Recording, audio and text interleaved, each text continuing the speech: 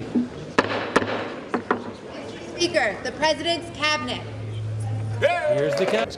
Is there a feed Doug of this Burgum? that's not this guy commentating, or is this what we're watching?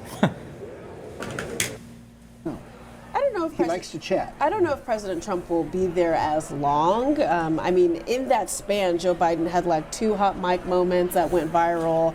I mean, he was there for forever. I don't know if you expect President Trump to be there that long. But the reality is that, as I've talked to people close to him, he is enjoying this moment. He's happy to be back in the White House. He's happy to have a party that responds to him, that respects him. And he's happy, back to being the center of everything. And so I think you're going to see him show that happiness, shaking hands with his friends, shaking hands potentially with people who don't like him very much, Democrats, kind of pushing them to say something potentially. He's kind of reveling in this moment that he has now that he's back in the White House. And so I think he is going to be there a long time. Whether or not he's there as long as Joe Biden, I think only time will tell, because Joe. Has there been anything leaked about what we're supposed to expect from this fucking speech? Or...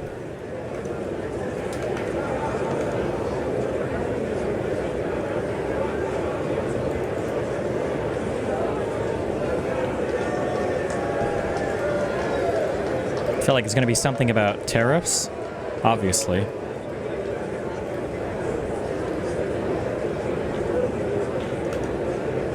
Is he going to take back the tariffs, or is he going to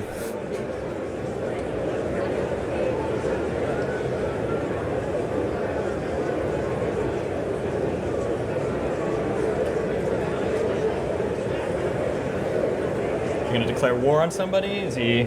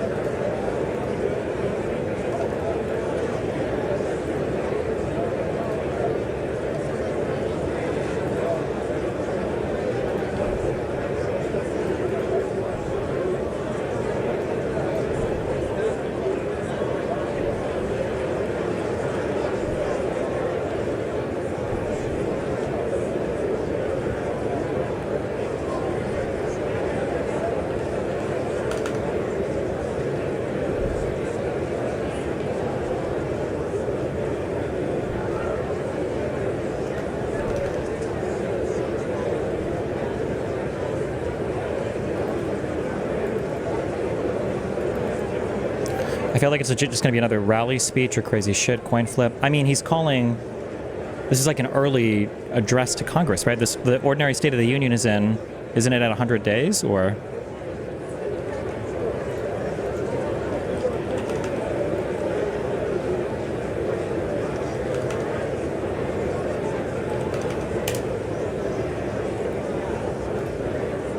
"6 weeks ago, I stood beneath the dome of this Capitol and proclaimed the dawn of the golden age of America."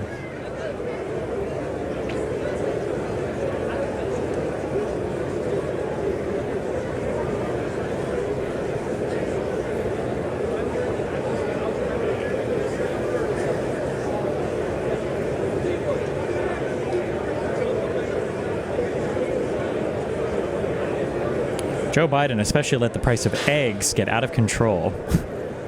And we are working hard to get it back down. What?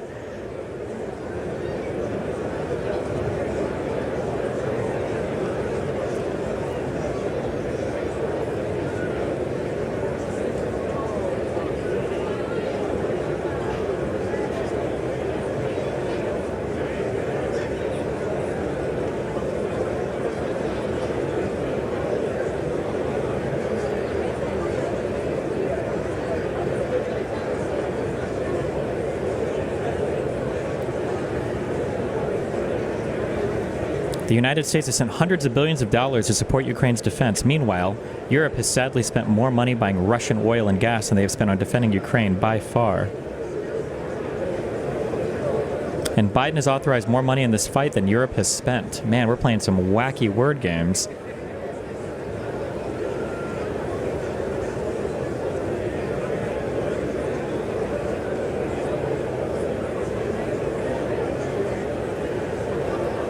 I wonder how real this is. If this is it, then it's just the same wacky, stupid Trump shit he always says, I guess.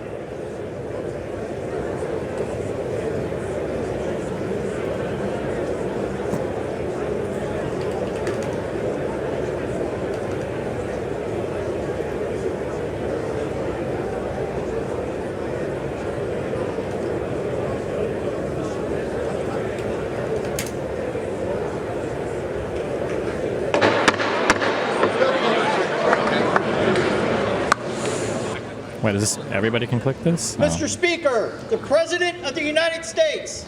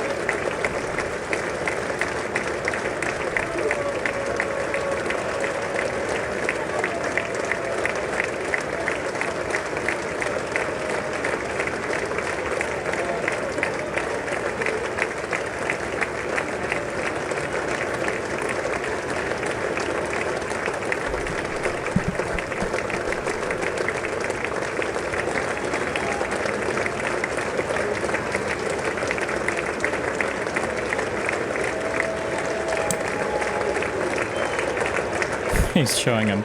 Look at this sick meme, dude. Look at my meme, man. Can you please like and retweet? Oh my god.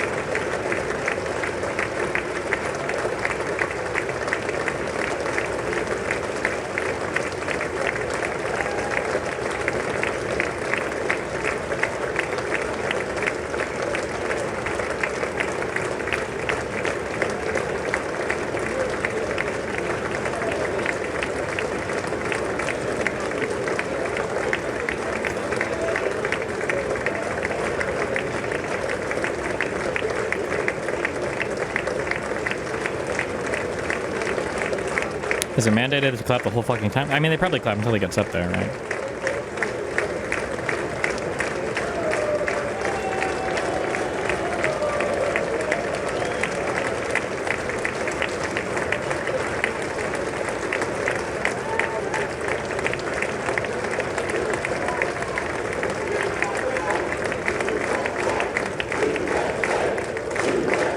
Jesus.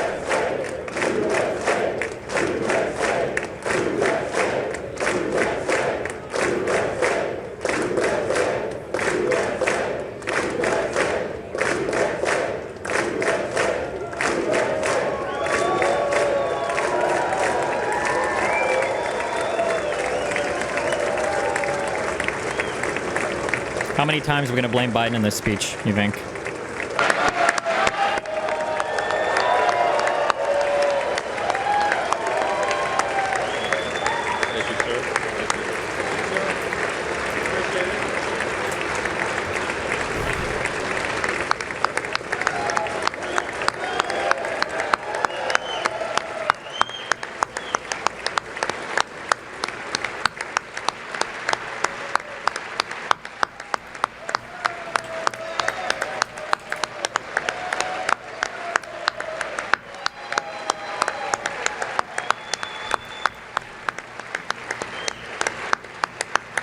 Who's on the soundboard has got the two clapping mic on?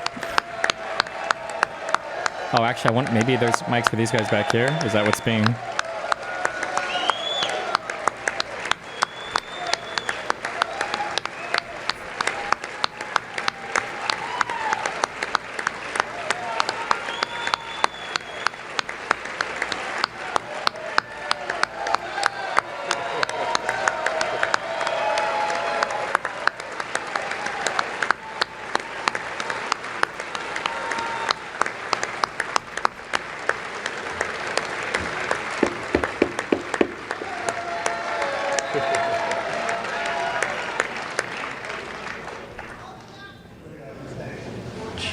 Speaker Johnson, Vice President Vance, the First Lady of the United States,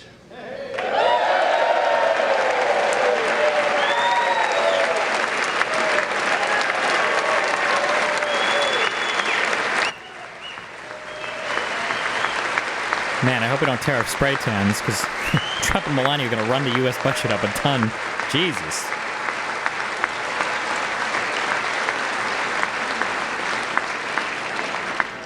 members of the United States Congress, thank you very much, and to my fellow citizens, America is back.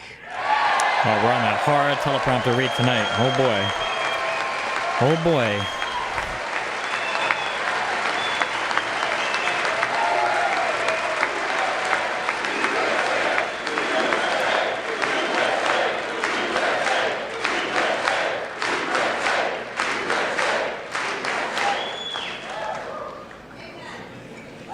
Six weeks ago, I stood beneath the dome of this Capitol and proclaimed the dawn of the golden age of America. From that moment on, it has been nothing but swift and unrelenting action to usher in the greatest and most successful era in the history of our country. We have accomplished more in 43 days than most administrations accomplished in 4 years or 8 years, and we are just getting started.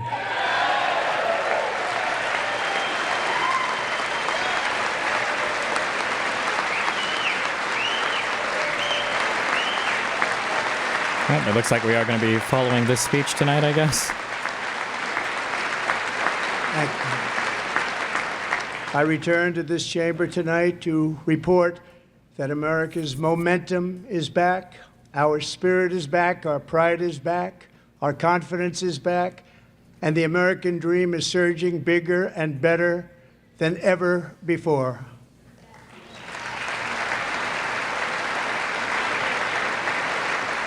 The American dream is unstoppable, and our country is on the verge of a comeback, the likes of which the world has never witnessed and perhaps will never witness again. There's never been anything like it. Good ad-lib. The presidential election of November 5th was a mandate like has not been seen in many decades. We won all 7 swing states, giving us an electoral college victory of 312 votes. Keep bringing that up. Man, you sure did win that election. Congratulations that you didn't forget that you won the election. Good job.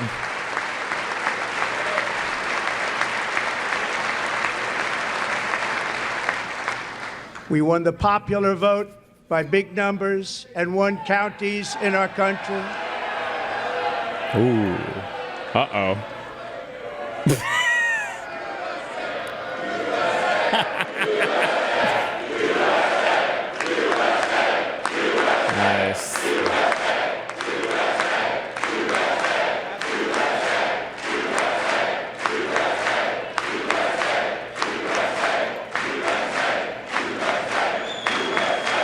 and won counties in our country, 2,700 to 525, on a map that reads almost completely red for Republican.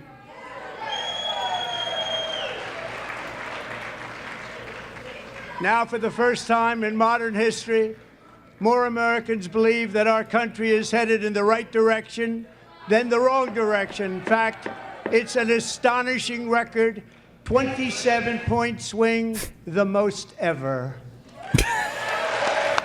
Yeah, so much to come back from. They should just boo the entire time. Dem should just literally boo and stun like the fuck out of him for the entire speech. Likewise, small business optimism saw its single largest one-month gain ever recorded. Mr. President. A 41 He's going to stop them. Oh, my God. Members are directed to uphold and maintain decorum in the House and to cease any further disruptions. That's your warning. What? Boo until you get kicked out. Members are engaging in willful and continuing breach of decorum, and the chair is prepared to direct the Sergeant-at-Arms to restore order to the joint session.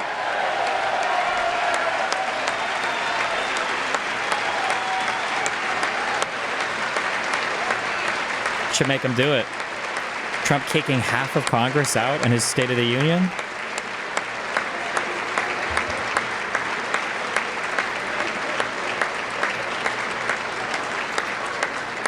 Mr. Green, take your seat. Take your seat, sir. Take your seat. Finding that members continue to engage in willful and concerted disruption of proper decorum, the chair now directs the Sergeant-at-Arms to restore order. He got booed. This gentleman from the chamber. He got booed twice, and he's kicking people out. Booed twice, and he's kicking people out. Unbelievable, dude.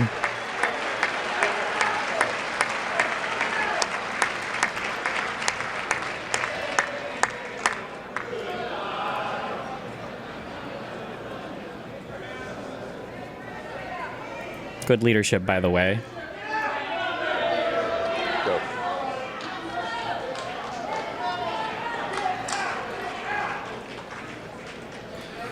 Members are directed to uphold and maintain decorum in the House. Mr. President, you continue. Thank you. Over the past 6 weeks, I have signed nearly 100 executive orders and taken more than 400 executive actions, a record to restore common sense, safety, optimism, and wealth all across our wonderful land. The people elected me to do the job, and I'm doing it.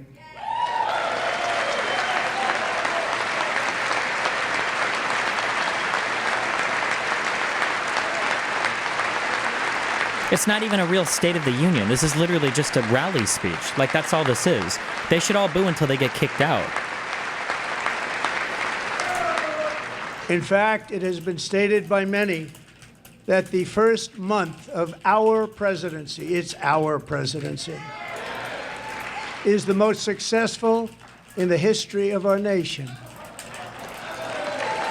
By many.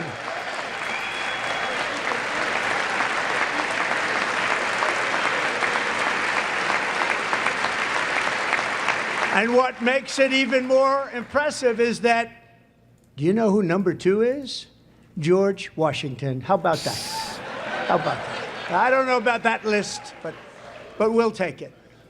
Within hours of taking the oath of office, I declared a national emergency on our southern border, and I deployed the U.S. military and Border Patrol to repel the invasion of our country. And what a job they've done. As a result, illegal border crossings last month were by far the lowest ever recorded, ever.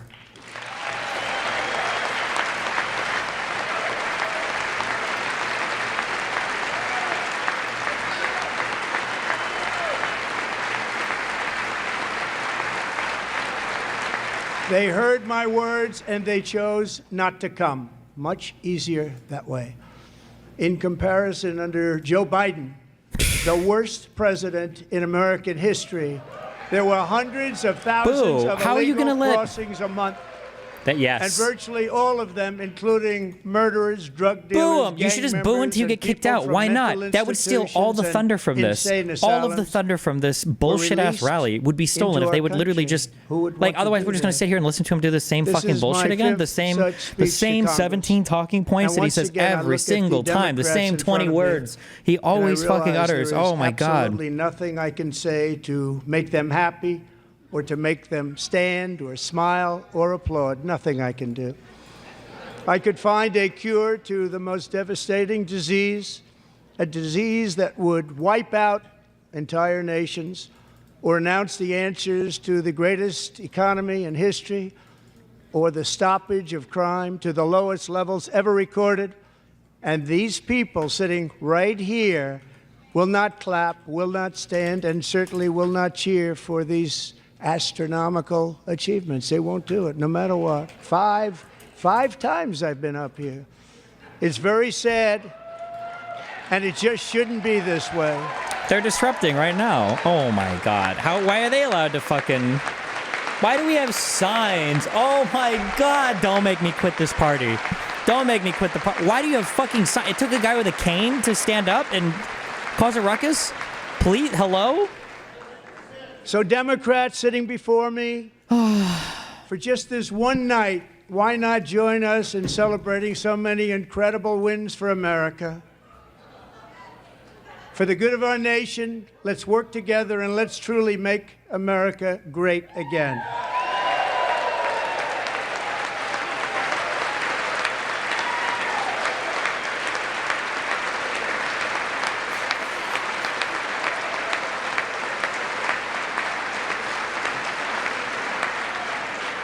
Every day, my administration is fighting to deliver the change America needs to bring a future that America deserves, and we're doing it. This is a time for big dreams and bold action. Upon taking office, I imposed an immediate freeze on all federal hiring, a freeze on all new federal regulations, and a freeze on all foreign aid.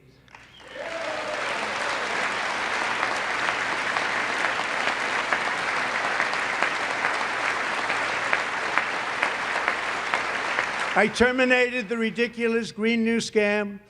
I withdrew from the unfair Paris Climate Accord, which was costing us trillions of dollars that other countries were not paying.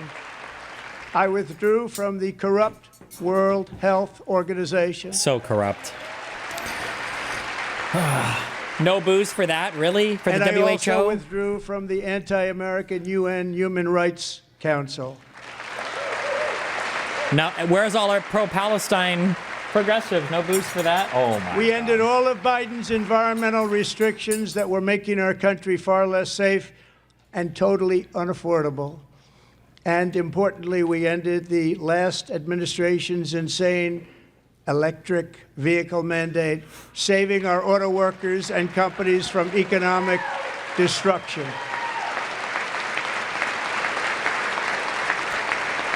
What a fan of green energy, wow.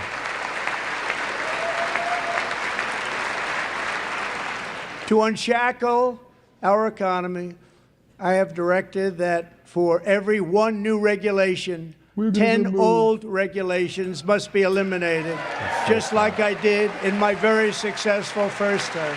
Definitely not arbitrary at all.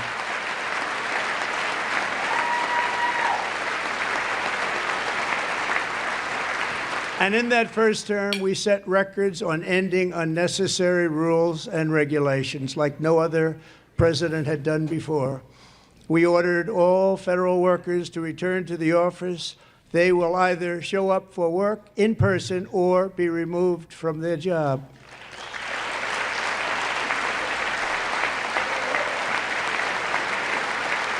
Somebody texted Elizabeth Warren and told her to get kicked out. She's on her phone. Text her. And we have ended weaponized government where, as an example, a sitting president is allowed to viciously prosecute his political opponent, like me. How did that work out? Not too good.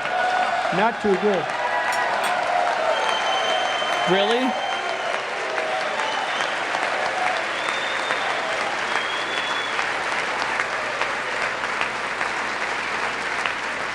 And I have stopped all government censorship and brought back free speech in America. It's back. As he sues pollsters and media companies left and right. Nice. And 2 days ago, I signed an order making English the official language of the United States of America.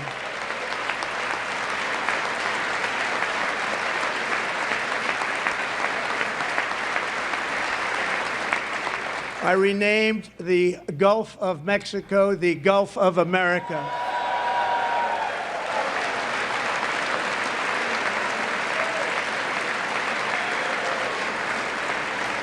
And likewise, I renamed, for a great president, William McKinley, Mount McKinley again.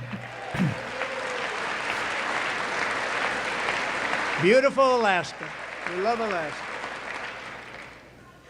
We've ended the tyranny of so-called diversity, equity, and inclusion policies all across the entire federal government and indeed the private sector and our military. And our country will be woke no longer.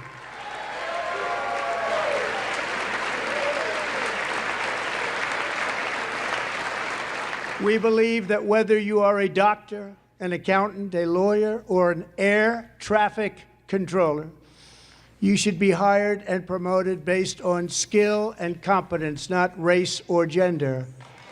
Very important.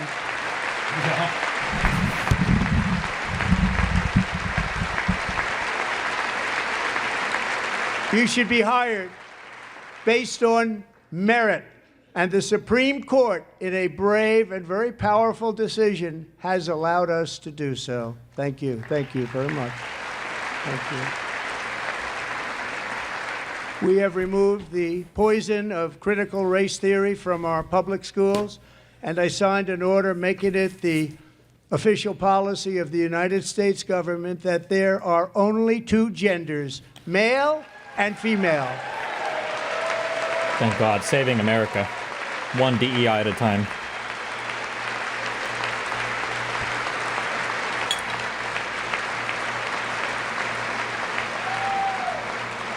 I also signed an executive order to ban men from playing in women's sports. Don't worry, guys. The Dems have an awesome response. It's coming up. They've got it all planned and coordinated. That's why they don't want to get kicked out yet, okay? It's going to be fucking insane. Don't worry, guys. It's coming. 3 years ago, Peyton McNabb was an all-star high school athlete, one of the best, preparing for a future in college sports. But when her girls' volleyball match was invaded by a male, he smashed the ball so hard in Peyton's face, causing traumatic brain injury. Oh, this is the one, the volleyball loser, right? Paralyzing her right side. And I don't believe any of that even happened, by the way. Career. It was a shot like she's never seen before. She's never seen anything like it. Peyton is here tonight in the gallery, and Peyton, from now on, schools will kick the men off the girls' team, or they will lose all federal funding.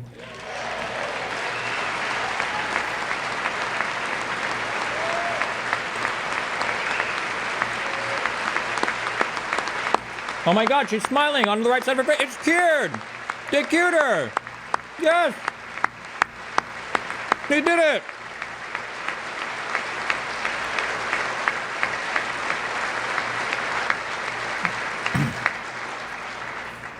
And if you really want to see numbers, just take a look at what happened in the women's boxing, weightlifting, track and field, swimming, or cycling, where a male recently finished a long-distance race 5 hours and 14 minutes ahead of a woman for a new record by 5 hours. Broke the record by 5 hours. It's demeaning for women, and it's very bad for our country. We're not going to put up with it any longer. Yes, stand up, yes! Yes, trans issues, yes. All day, every day, hell yeah. What I have just described is only a small fraction of the common sense revolution that is now, because of us, sweeping the entire world. Common sense has become a common theme, and we will never go back. Never.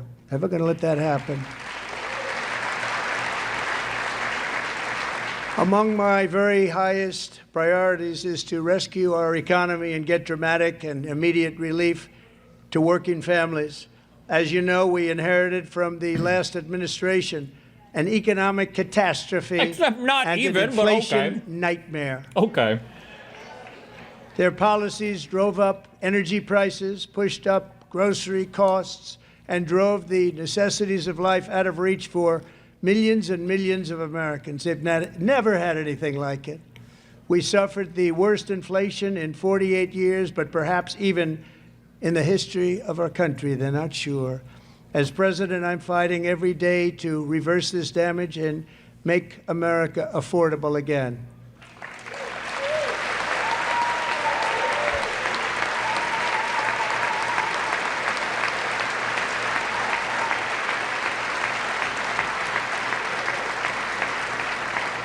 Joe Biden especially let the price of eggs get out of control. The egg price is out of control, and we're working hard to get it back down. Secretary, do a good job on that. You inherited a total mess from the previous administration. Do a good job.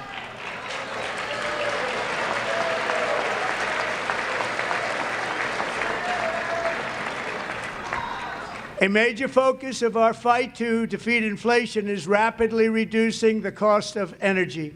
The previous administration cut the number of new oil and gas leases by 95%, slowed pipeline construction to a halt, and closed more than 100 power plants. We are opening up many of those power plants right now.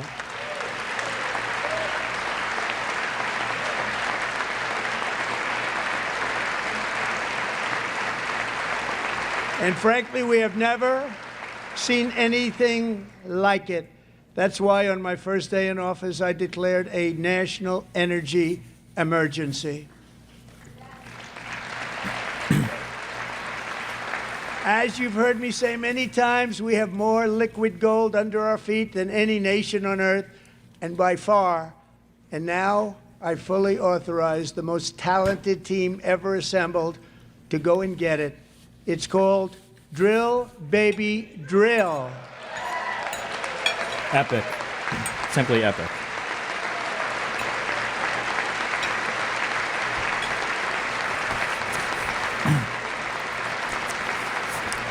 My administration is also working on a gigantic natural gas pipeline in Alaska, among the largest in the world, where Japan, South Korea, and other nations want to be our partner with investments of trillions of dollars each. There's never been. Do you think that has to run through Canada, that pipeline, or does it go out like? It's all set to go. The permitting is gotten, and later this week I will also take historic action to dramatically expand production of critical minerals and rare earths here in the USA.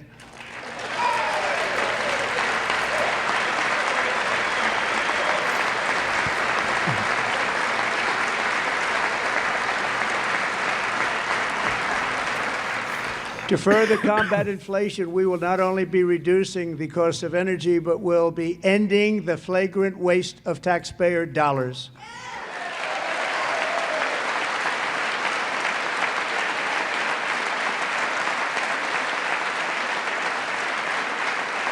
And to that end, I have created the brand new Department of Government Efficiency, GOGE. Perhaps you've heard of it. Perhaps.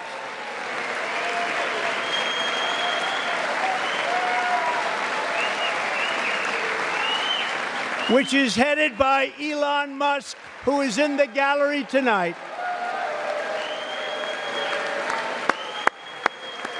Bro, this ass-be fuck does have a suit. Huh, crazy.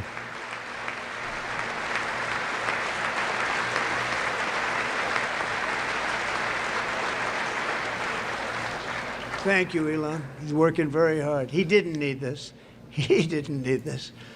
Thank you very much. We appreciate it. Everybody here, even this side, appreciates it, I believe. They just don't want to admit that. Just listen to some of the appalling waste we have already identified.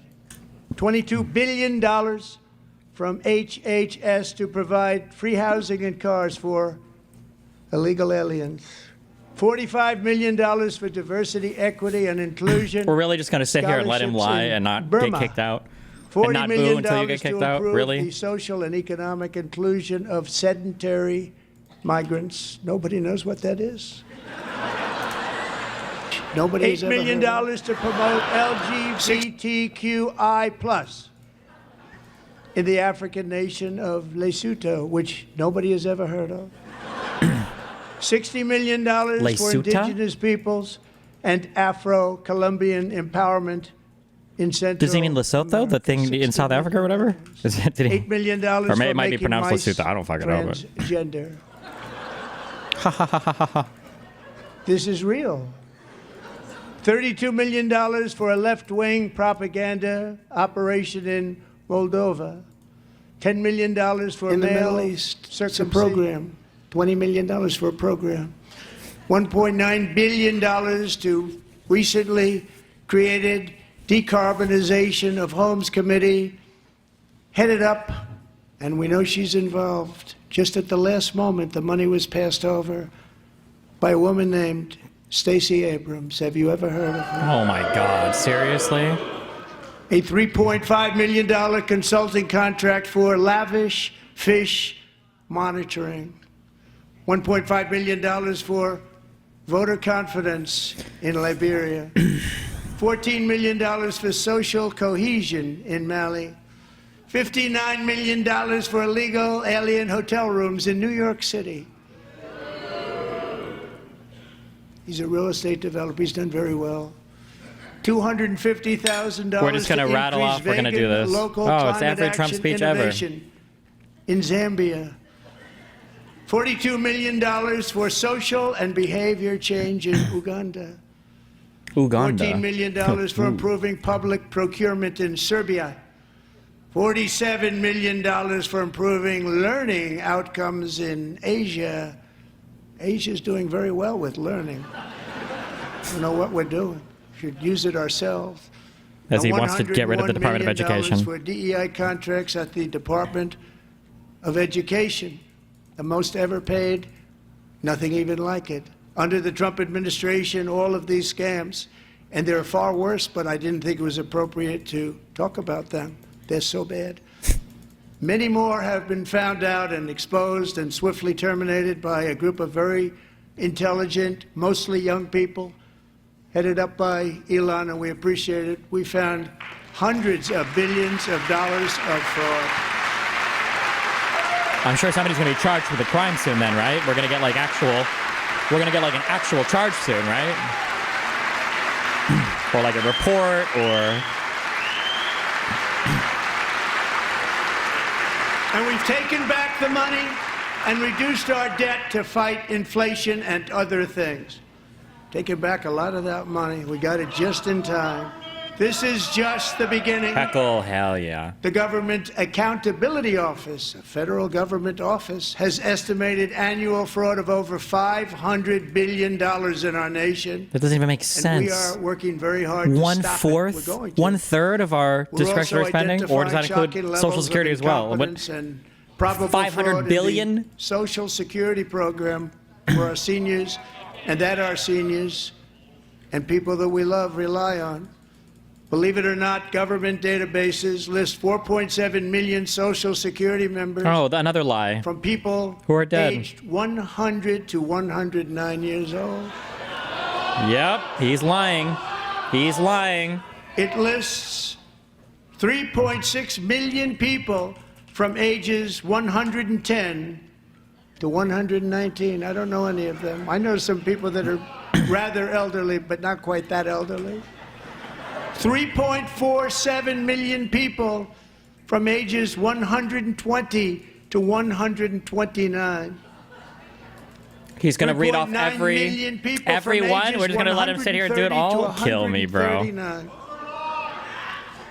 3.5 million people from ages 140 to 149. And money is being paid to many of them. And we're searching right now. In fact, Pam, good luck. Good luck. You're going to find it. But a lot of money is paid out to people because it just keeps getting paid, and nobody does. And it really hurts Social Security and hurts our country. 1.3 million people from ages 150 to 150. Can't wait till we find all of this fraud. That means we're going to be issuing billions and billions of dollars, right, in refunds or in security databases, criminal fraud prosecutions. 160 years old. We have a healthier country than I thought, Bobby.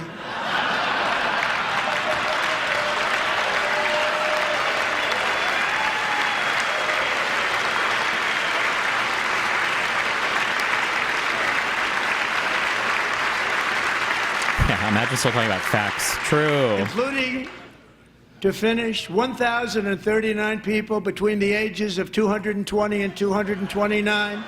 One person between the age of 240 and 249, and one person is listed at 360 years of age. More than 100 years older than our country. But we're going to find out where that money's going, and it's not going to be pretty. By slashing all of the fraud, waste, and theft we can find, we will defeat inflation, bring down mortgage rates, lower car payments and grocery prices, protect our seniors, and put more money in the pockets of American families.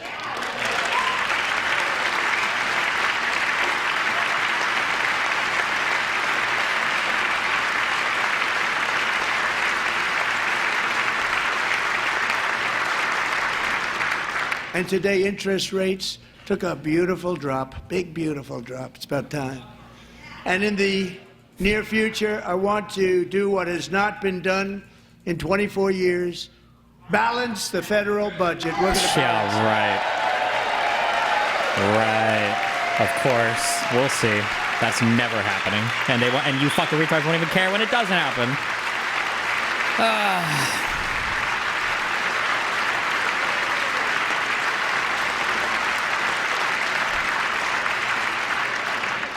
With that goal in mind, we have developed in great detail what we are calling the Gold Card, which goes on sale very, very soon.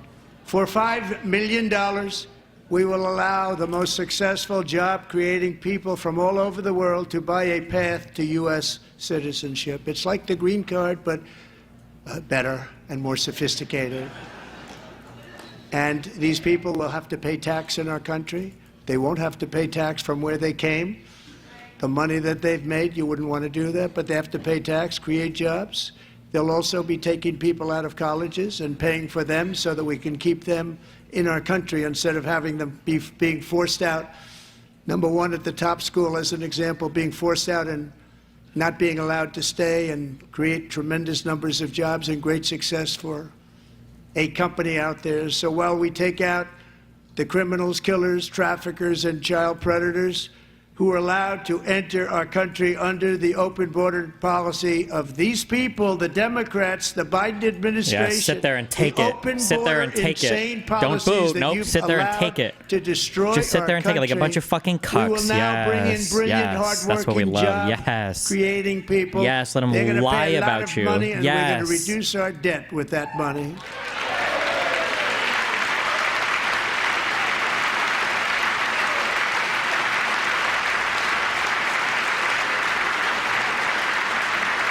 Americans have given us a mandate for bold and profound change. For nearly 100 years, the federal bureaucracy has grown until it has crushed our freedoms, ballooned our deficits, and held back America's potential in every possible way. The nation founded by pioneers and risk-takers now drowns under millions and millions of pages of regulations and debt. Approvals that should take 10 days to get instead take 10 years, 15 years, and even 20 years before you're rejected. Meanwhile, we have hundreds of thousands of federal workers who have not been showing up to work. My administration will reclaim power from this unaccountable bureaucracy, and we will restore true democracy to America again. Yes, raise the signs. Good job. Holy fucking shit, you're owning him. Slay them, slay, yes. And any federal bureaucrat who resists this change will be removed from office immediately. Because we are draining the swamp. It's very simple. And the days of rule by unelected bureaucrats are over. As Doge fucking takes a hatchet to the entire executive branch of government. Yes. True.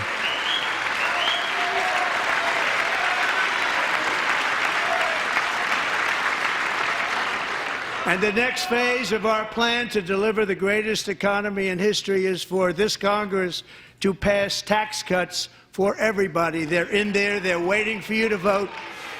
And I'm sure that the people on my right, I don't mean the Republican right, but my right here, I'm sure you're going to vote for those tax cuts, because otherwise I don't believe the people will ever vote you into office. So I'm doing you a big favor by telling you that. But I know this group is going to be voting for the tax. Were they seated over here, or did these Republicans move over here? Are they allowed to do that?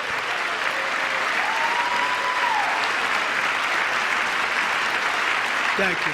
It's a very, very big part of our plan. We had tremendous success in our first term with it. A very big part of our plan. We're seeking permanent income tax cuts all across the board.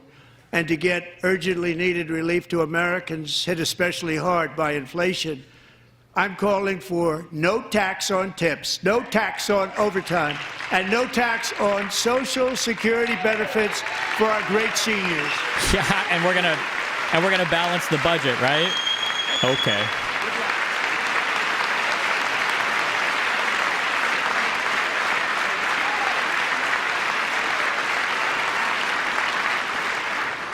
And I also want to make interest payments on car loans tax deductible, but only if the car is made in America.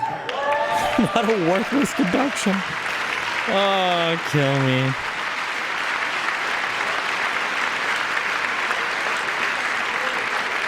And by the way, we're going to have growth in the auto industry like nobody's ever seen. Plants are opening up all over the place. Deals are being made. Never seen. That's a combination of the election win and tariffs. Who's the most on Twitter or Blue Sky Democrat that we can tweet at? Please, that, God. along with our Oh other my God, policies, please. will allow our auto industry to absolutely boom. It's going to boom.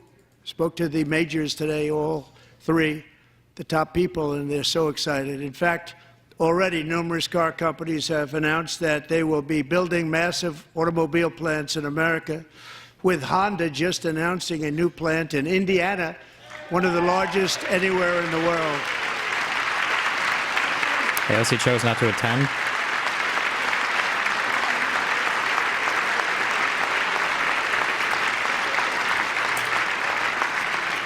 And this has taken place since our great victory on November 5th, a date which will hopefully go down as one of the most important in the history of our country.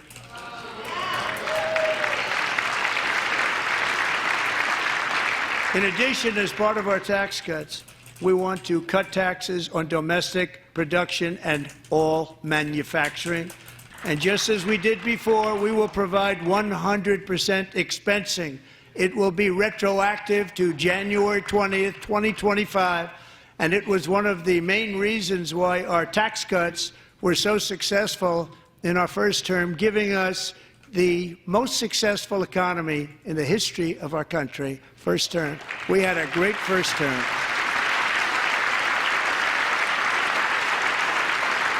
Here, if you're on fucking Truth Social, or fuck, not Truth, fuck me. However, under the fucking Trump Blue Sky shit, you will pay a tariff. pump this up. In some cases, I don't think I'll do anything, but one.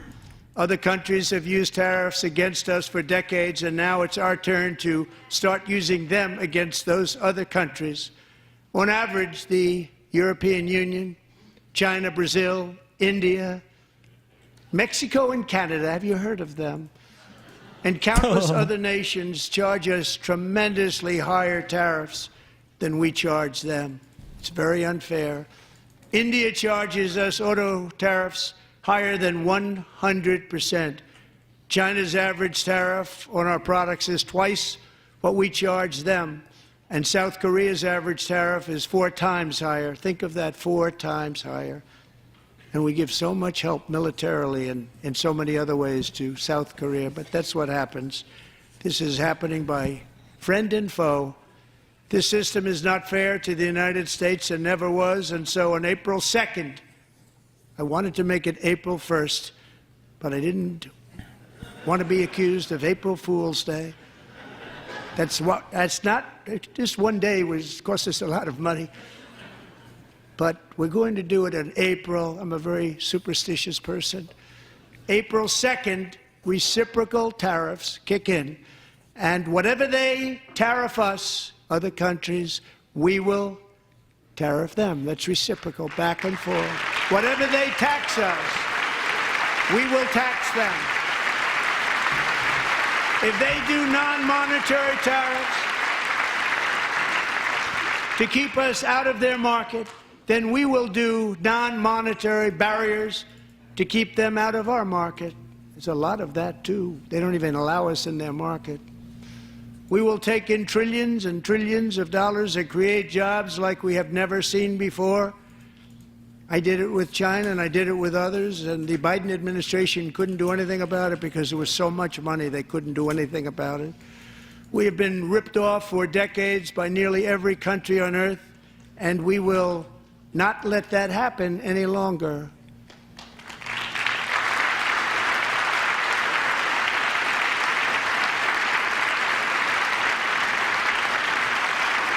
Much has been said over the last 3 months about Mexico and Canada, but we have very large deficits with both of them. But even more importantly, they've allowed fentanyl to come into our country at levels never seen before, killing hundreds of thousands of our citizens and many very young, beautiful people, destroying families. Nobody's ever seen anything like it. They are, in effect, receiving subsidies of hundreds of billions of dollars. We pay subsidies to Canada and to Mexico of hundreds of billions of dollars, and the United States will not be doing that because he's a trade. any longer. He's a trade deficit of subsidy, bro. Kill me. Thanks this to isn't our even the State of the America Union. First policies we're putting into place. I see this Scott Frost thing, or Maxwell Frost, sorry, Scott, fuck Nebraska. I see the Maxwell Frost thing. I don't care that they walked out. They should have gotten kicked out. Nobody noticed that they walked out. No one knows. No one cares. And our Get kicked economic out. policies that people of SoftBank, one of the most brilliant anywhere in the world, announced a $200 billion investment. No one gives a fuck. No one OpenAI cares. and Get kicked Oracle. out.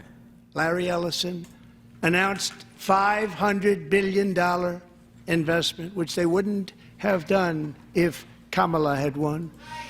Apple. And you just let him shit talk your whole party, bro. You let him shit on your candidate? You let him shit on your past president? Tim Cook the fuck? called me. Where's the He said, loyalty? "I cannot spend it fast enough. It's going to be much higher than that, I believe. They'll be building their plants here instead of in China." And just yesterday, Taiwan Semiconductor, the biggest in the world, most powerful in the world, has a tremendous amount, 97% of the market, announced a $165 billion investment to build the most powerful chips on earth right here in the USA.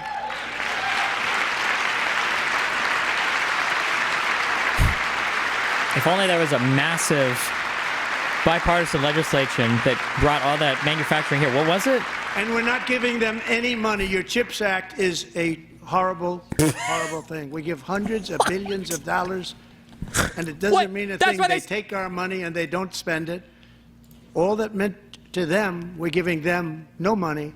All that was important to them was they didn't want to pay the tariffs, so they came and they're building, and many other companies are coming. We don't have to give them money. We just want to protect our businesses and our people And they will come because they won't have to pay tariffs if they build in America. So it's very amazing. You should get rid of the CHIP Act and whatever's left over.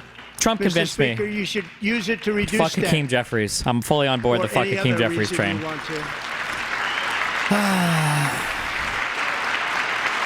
Elizabeth Warren is scrolling. What app does she use most, Twitter or Blue Sky?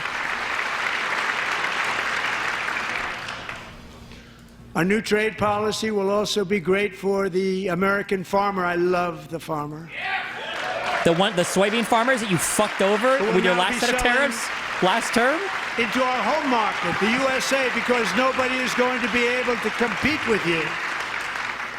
Because there's goods because no one's going to have access to the U.S. markets. Other countries and companies, they're really in a bad position in so many different ways. They're uninspected. They may be very dirty and disgusting, and they come in and they pour in, and they hurt our American farmers. The tariffs will go on agricultural product coming into America, and our farmers starting on April 2nd. All right, new tweet or Blue Sky. An adjustment period. New Sky. We had that before I don't know what the when fuck I made the deal with China. $50 billion of purchases, and I said, Elizabeth Warren, get her. Go, please. She's scrolling, guys. Please, get him. That was great. The problem with it was that Biden didn't enforce it. He didn't enforce it. $50 billion. It's like the Reddit game, okay? January's go, February's go. And it hurt our farmers, but our farmers are going to have a field day right now. So to our farmers, have a lot of fun. I love you too. I love you too. It's all going to happen. Holy fuck. Pico, I don't know who you are, but fucking true. And I have also imposed a 25% tariff on foreign aluminum, copper, lumber, and steel, because if we don't have, as an example, steel, and lots of other things, we don't have a military, and frankly, we just won't have a country very long. Here today is a proud American steelworker, fantastic person from Decatur, Alabama, Jeff Denard. Has been working at the same steel plant for 27 years in a job that has allowed him to serve as the captain of his local volunteer fire department, raised 7 children with his beautiful wife, Nicole, and over the years provide a loving home for more than 40 foster children. So great, Jeff.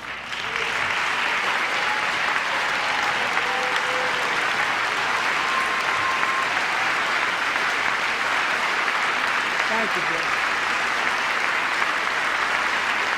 Thank you, Jeff.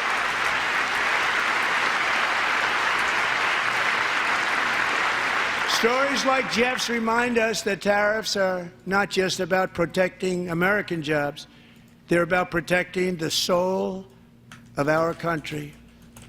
Tariffs are about making America rich again and making America great again, and it's happening, and it will happen rather quickly. There'll be a little disturbance, but we're okay with that. It won't be much. No, you're not. Oh. And look where Biden took us, very low, the lowest we've ever been. Jeff, I want to thank you very much. And I also want to recognize another person who has devoted herself to foster care community. She works so hard on it. A very loving person, our magnificent First Lady of the United States.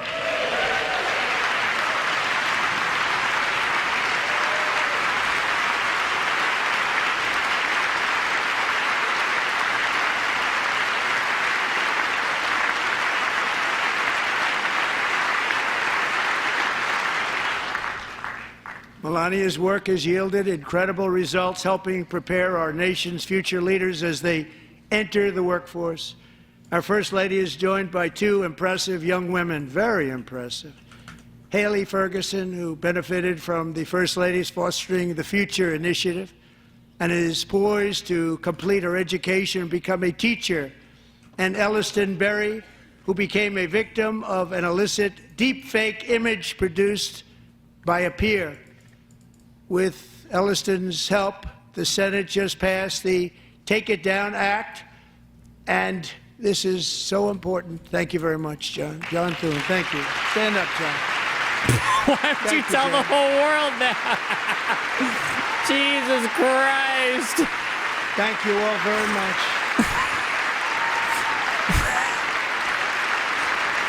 You should have seen it. It was horrible. And thank you to They were John smashing Thune ass and of the deep fakes created of this poor young woman. To criminalize the publication of such images online is terrible, terrible thing. And once it passes the House, I look forward to signing that bill into law. Thank you. And I'm going to use that bill for myself, too, if you don't mind. Because nobody gets treated worse than I do online. Nobody. That's great. Thank you very much to the Senate. Thank you. Okay. But if we truly care about protecting Americans' children, no step is more crucial than securing America's borders.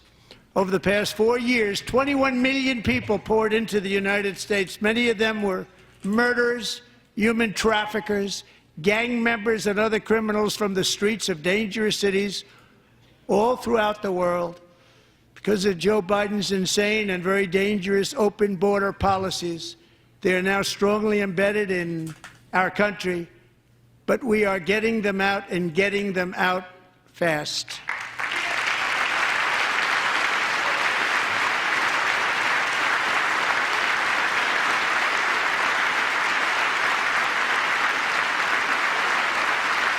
And I want to thank Tom Homan and Christy. I want to thank you and Paul of Border Patrol. I want to thank you. What a job they've all done. Everybody, Border Patrol, ICE, law enforcement in general is incredible. We have to take care of our law enforcement. Have to.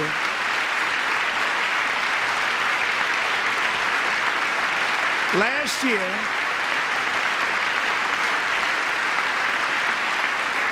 a brilliant 22-year-old nursing student named Laken Riley. Oh my God, bro! They're getting so much mileage out of this dead woman. Holy went out for a shit! jog on the campus of the University of Georgia.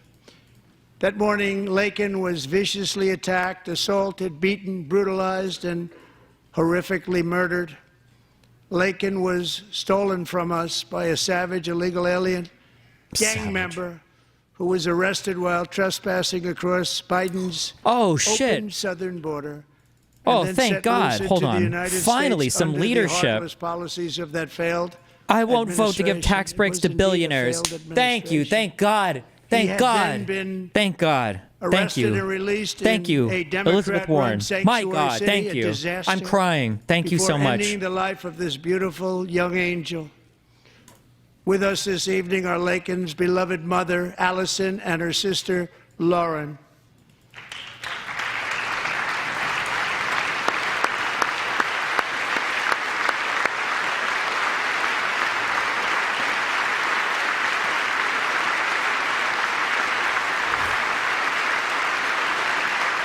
Thank God we're getting those, going after those billionaires.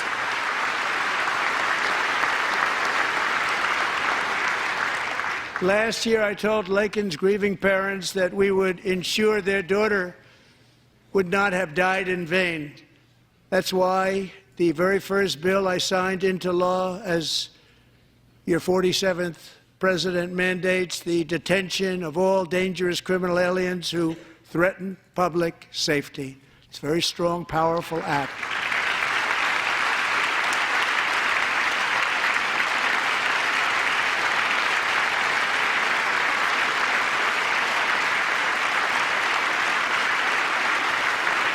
It's called the Laken-Riley Act. So Allison and Lauren, America will never, ever forget our beautiful Laken Hope Riley. This is Casey John. I hate my wife. Get me out of here.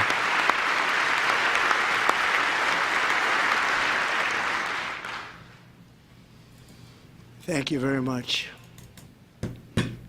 Since taking office, my administration has launched the most sweeping border and immigration crackdown in American history, and we quickly achieved the lowest numbers of illegal border crossers ever recorded. Thank you.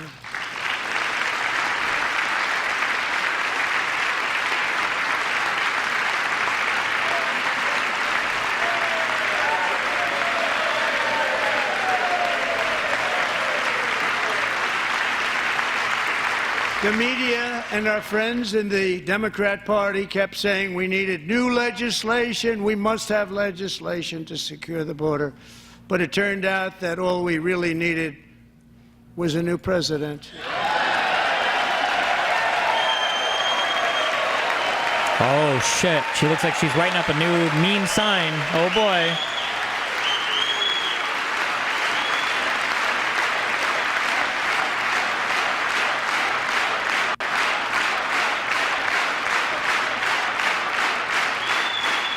Thank you. Joe Biden didn't just open our borders, he flew illegal aliens over them. Yes. To overwhelm our schools, hospitals, and communities throughout the country. Yes, true. Entire towns like Aurora, Colorado, and Springfield, Ohio, buckled under the weight of the migrant occupation and corruption like nobody's ever seen before. Beautiful towns. We need people from I guess we need people from Texas. They're the only ones that give a fuck. This guy got escorted out. Look at him go, man.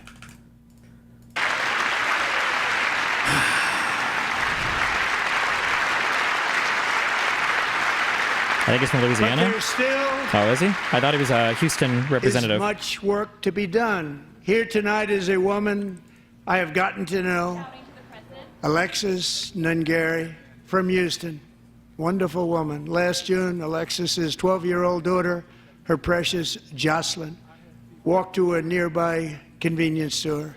She was kidnapped, tied up, assaulted for 2 hours under a bridge, and horrifically murdered. Arrested and charged with this heinous crime. Apparently, Dems chose a person to give a rebuttal speech. Yeah, they'll do it on a private channel. Who cares? Rattle him. We need to create. I don't remember who said it. One of the people I interviewed, was it O'Malley or Scoofus? Somebody said we need to create more confrontation so that we have more of the narrative. I think that's important. And I do think it is. Make the story about Dems getting kicked out of this instead of just Trump getting to do another campaign speech. No one gives a fuck about the signs. Who cares? Remember your daughter, your magnificent daughter, and earlier tonight, I signed an order keeping my word to you. One thing I have learned about Jocelyn is that she loved animals so much. She loved nature. Across Galveston Bay, from where Jocelyn lived in Houston, you will find a magnificent national wildlife refuge, a pristine, peaceful, 34,000-acre sanctuary for all of God's creatures on the edge of the Gulf of America. Alexis, moments ago, I formally renamed that refuge in loving memory of your beautiful daughter, Jocelyn. So, Mr. Vice President, if you would, may I have the order?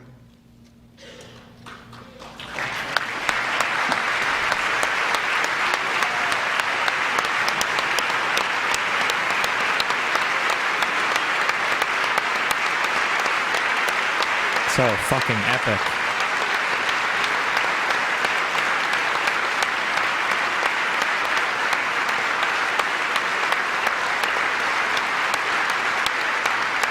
So epic. Thank you very much. All three savages charged with savages. Jocelyn seriously? Lakin's. What about the 1,500 subhuman Cretan fuck that you pardoned from January 6th? The toughest gang, they say, in the world. Known as Trendy Iraqwa. Including the seditious conspiracy convictions. 2 weeks ago, I officially designated this gang, along with MS-13 and the bloodthirsty Mexican drug cartels, as how is this an address? It's just a campaign rally? This is just a campaign rally. This isn't even the real State of the Union. This is just a campaign rally. He's supposed to do this in 100 days. This is it. He just called up a random speech to do a campaign rally. That's what this is. That's what we're being forced to watch right now.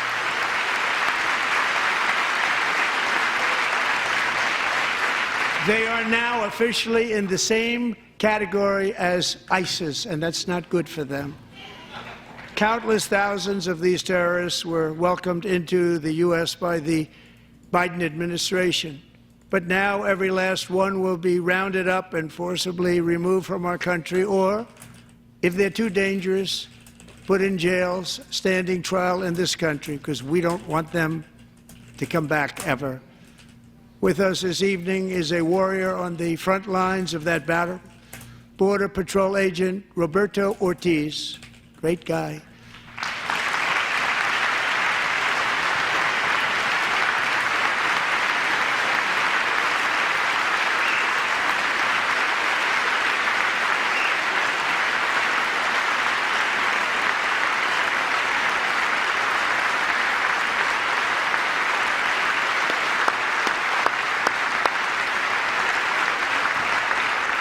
In January, Roberto and another agent were patrolling by the Rio Grande near an area known as Cartel Island. Doesn't sound too nice to me.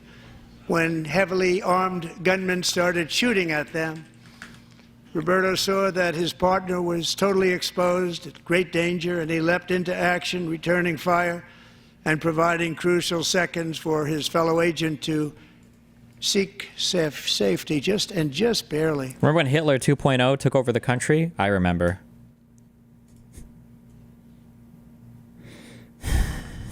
I remember. The prince of that event, and it was not good. Agent Ortiz, we salute you for your great courage and for your line of fire that you took and for the bravery that you showed. We honor you, and we will always honor you. Thank you, Roberto, very much. New tweet, but it doesn't matter because Hakeem is Hapak. And I actually got to know him on my many calls to the border. He's a great gentleman. The territory to the immediate south of our border is now dominated entirely by criminal cartels that murder, rape, torture, and exercise total control. They have total control over a whole nation, posing a grave threat to our national security. The cartels are waging war on America, and it's time for America to wage war on the cartels, which we are doing.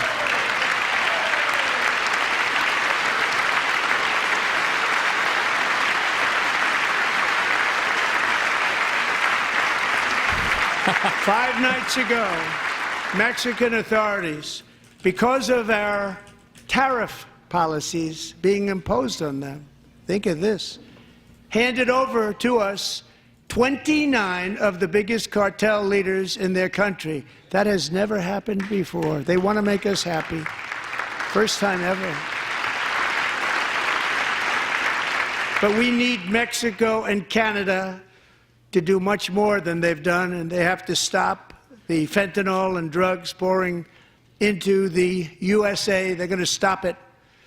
I have sent Congress a detailed funding request laying out exactly how we will eliminate these threats to protect our homeland and complete the largest deportation operation in American history, larger even than current record holder, President Dwight D. Eisenhower, a moderate man, but someone who believed very strongly in borders. Americans expect Congress to send me this funding without delay so I can sign it into law. So, Mr. Speaker, John Thune, both of you, I hope you're going to be able to do that, Mr. Speaker. Thank you. Mr. Leader, thank you. Thank you very much. And let's get it to me. I'll sign it so fast, you won't even believe it. Apparently there's a mega thread in the subreddit if you want to live post on this. My mods wanted me to tell you that.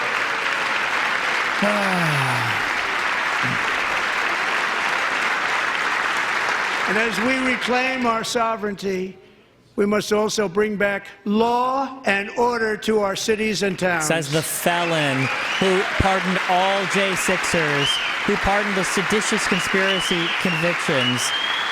Don't worry, guys, get that sign up. Get your sign up, guys. Our justice system has been turned upside down by radical left lunatics. Many jurisdictions virtually seized He's literally calling names. He's making fun of you. He's daring you. While weaponizing law enforcement against political opponents like me. My administration has acted swiftly and decisively to restore fair, equal, and impartial justice under the constitutional rule of law, starting at the FBI and the DOJ. Pam, good luck. Cash, wherever you may be, good luck. Good luck. Pam Bondi, good luck. So important. Going to do a great job. Cash, thank you. Thank you, Cash.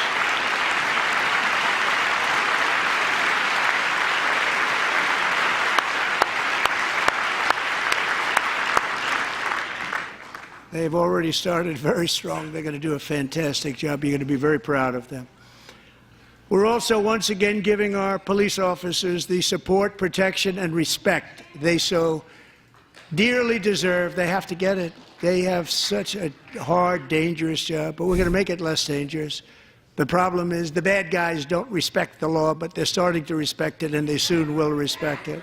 Yeah. This also includes our great fire departments throughout the country. Our firemen and women are unbelievable people, and we'll never forget them.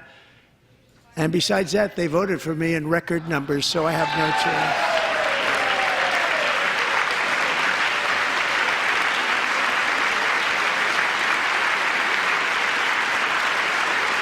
1 year ago this month, 31-year-old New York police officer Jonathan Diller, unbelievably wonderful person and a great officer, was gunned down at a traffic stop on Long Island. I went to his funeral.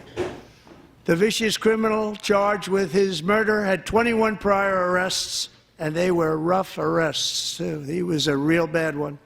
The thug in the seat next to him had 14 prior arrests and went by the name of Killer. He was Killer. He killed other people, they say, a lot of them. I attended Officer Diller's service, and when I met his wife and one-year-old son, Ryan, it was very inspirational, actually. His widow's name is Stephanie, and she is here tonight. Stephanie, thank you very much, Stephanie. Thank you very much.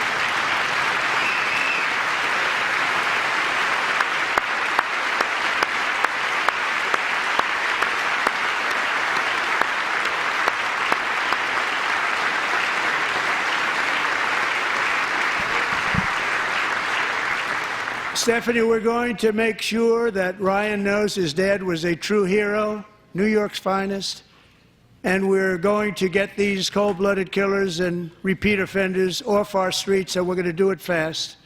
Got to stop it. They get out with 28 arrests. They push people into subway trains.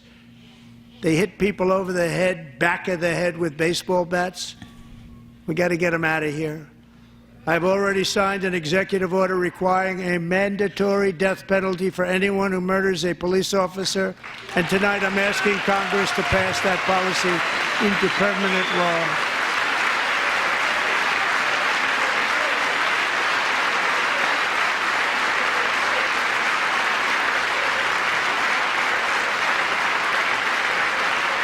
I'm also asking for a new crime bill getting tough on repeat offenders while enhancing protections for America's police officers so they can do their jobs without fear of their lives being totally destroyed. They don't want to be killed. We're not going to let them be killed. Joining us in the gallery tonight is a young man who truly loves our police. His name is DJ Daniel. He is 13 years old, and he has always dreamed of becoming a police officer. I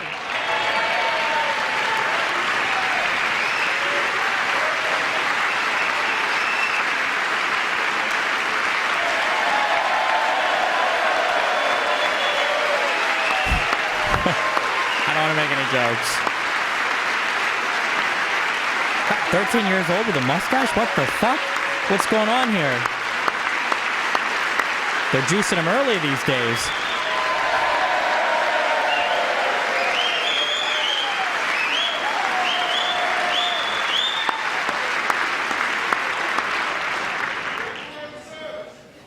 But in 2018, DJ was diagnosed with brain cancer.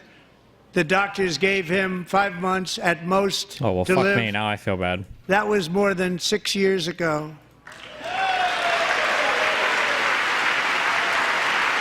Way to go, guys. Just what we need. More cops with brain cancer. That's a lifelong Republican voter right there.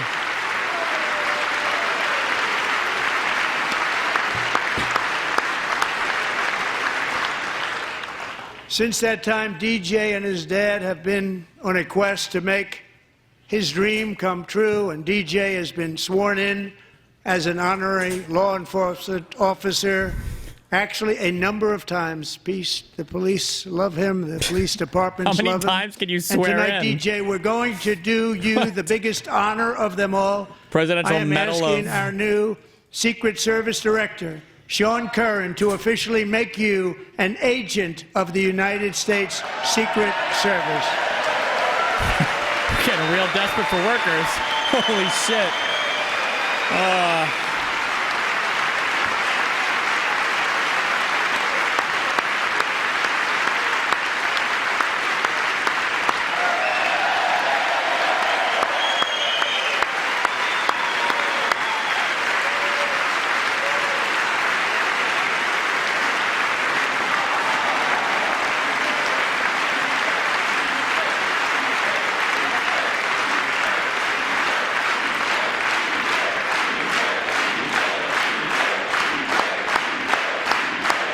He's asking, he's like, you're not going to let Musk fire me, right? Thank you, DJ. DJ's doctors believe his cancer likely came from a chemical he was exposed to when he was younger. Since Called the mRNA 1975, vaccines. rates of child cancer have increased by more than 40%. What? Reversing this trend is one of the top priorities. Is that true? For our new presidential commission to make America healthy again, chaired by our new Secretary of Health and Human Services, Robert F. Kennedy, Jr.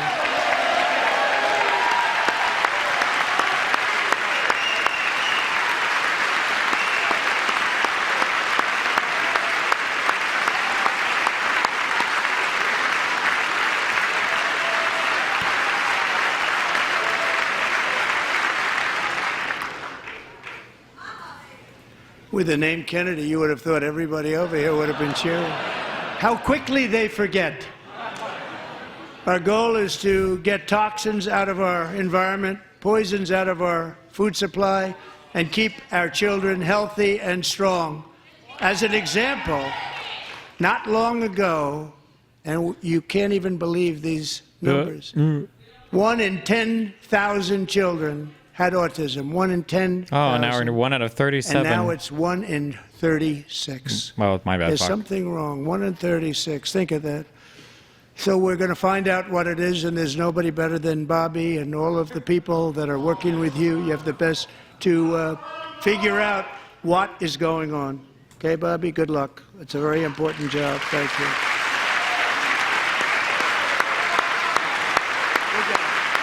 Yeah, did it increase since last week, or was it always 1 out of 36? Oh, God. Thank you. My administration is also working to protect our children from toxic ideologies in our schools. A few years ago, January, Littlejohn and her husband discovered that their daughter's school had secretly socially transitioned their 13-year-old little girl.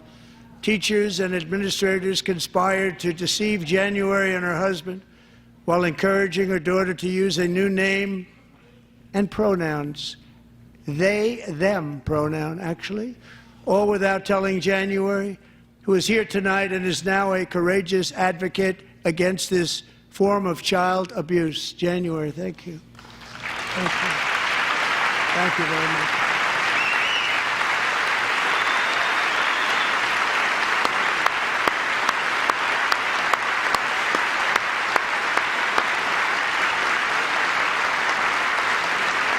Thank you.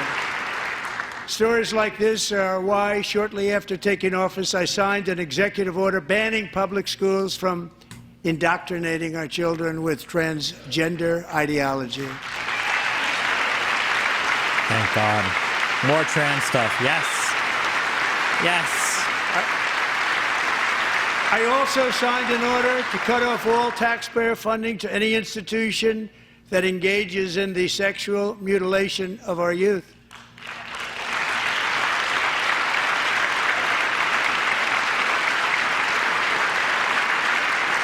And now I want Congress to pass a bill permanently banning and criminalizing sex changes on children and forever ending the lie that any child is trapped in the wrong body. This is a big lie. Wow, brave of him to suggest that he would pass any laws through Congress. And our message to every child in America is that you are perfect exactly the way God made you.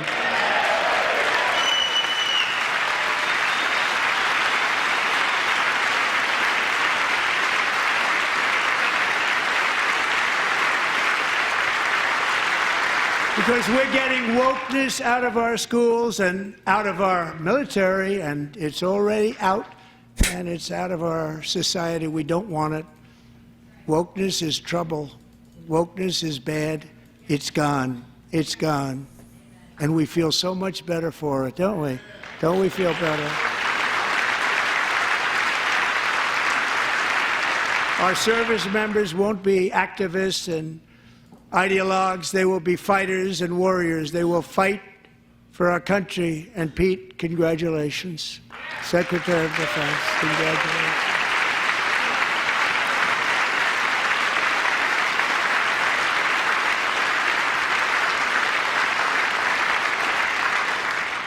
And he's not big into the woke movement, I can tell you. I know him well.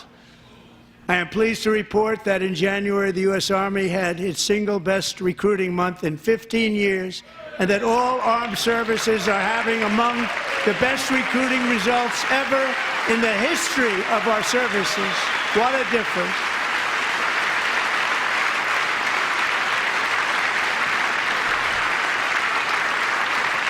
And you know, it was just a few months ago where the results were exactly the opposite. We couldn't recruit anywhere. We couldn't recruit.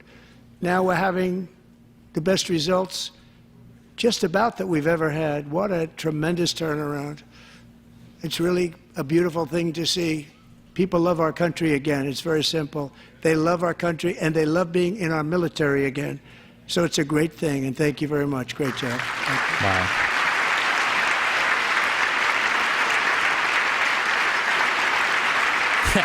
Nice one. We're joined tonight by a young man, Jason Hartley, who knows the weight of that call of duty. Jason's father, grandfather, and great-grandfather the video games. all wore the uniform. Jason tragically lost his dad, who was also a Los Angeles County Sheriff's deputy when he was just a boy, and now he wants to carry on the family legacy of service. Jason is a senior in high school, a six-letter varsity athlete, a really good athlete, they say, a brilliant student with a 4.46, that's good, GPA. And his greatest dream is to attend the U.S. Military Academy at West Point. Oh, my God. They should call him out every time he misspeaks. He would be so rattled. Oh, I'm sorry, I didn't say anything.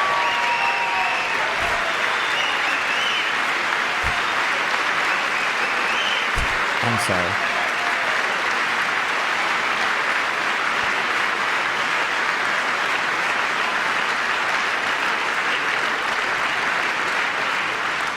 And Jason, that's a very big deal getting in. That's a hard one to get into. But I'm pleased to inform you that your application has been accepted. You will soon be joining the Corps of Cadets.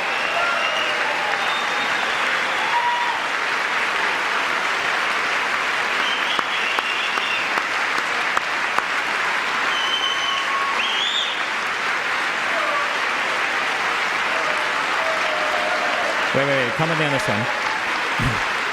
Do you think he kind of looks like a combination of Pisco? Thank you. Plus, Jason, you're going to be on the long gray line, Jason. I'm just kidding. I'm done. As Commander-in-Chief, my focus is on building the most powerful military of the future. As a first step, I'm asking Congress to fund a state-of-the-art Golden Dome missile defense shield to protect our homeland. Oh, yes. All made in the USA. Yeah, yes. While we defund the Pentagon at the same time.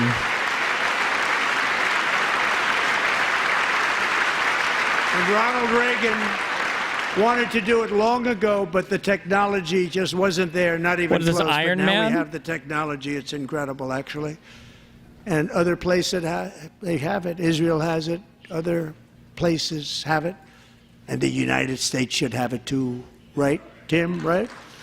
They should have it too, so I want to thank you, but it's a very, very important, this is a very dangerous world. We should have it. We want to be protected, and we're going to protect our citizens like never before. To boost our defense industrial base, we are also going to resurrect the American shipbuilding industry, including commercial shipbuilding and military shipbuilding.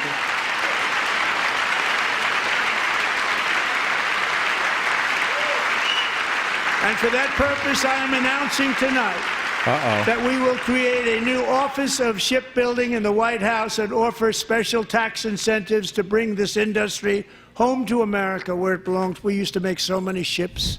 We don't make them anymore very much. An Office of Shipbuilding. But we're going to make them very fast, very soon. It will have a huge impact. To further enhance our national security, my administration Don't we have like a part of the military that does that? The Panama Canal, and we've already started doing it. Wait, what? Impact. To further enhance our national security, my administration will be reclaiming the Panama Canal, and we've already started doing it. Is that like an intention? Just today, a large American company announced they are buying both ports around the Panama Canal and lots of other things having to do with the Panama Canal and a couple of other canals. The Panama Canal was built by Americans for Americans, not for others, but others could use it. But it was built at tremendous cost of American blood and treasure. 38,000 workers died building the Panama Canal. They died of malaria. They died of snake bites and mosquitoes. Not a nice place to work. They paid them very highly to go there, knowing there was a 25% chance that they would die. The most expensive project also that was ever built in our country's history, if you bring it up to modern day costs. It was given away by the Carter administration for $1, but that agreement has been violated very severely. We didn't give it to China. We gave it to Panama, and we're taking it back. Oh, boy.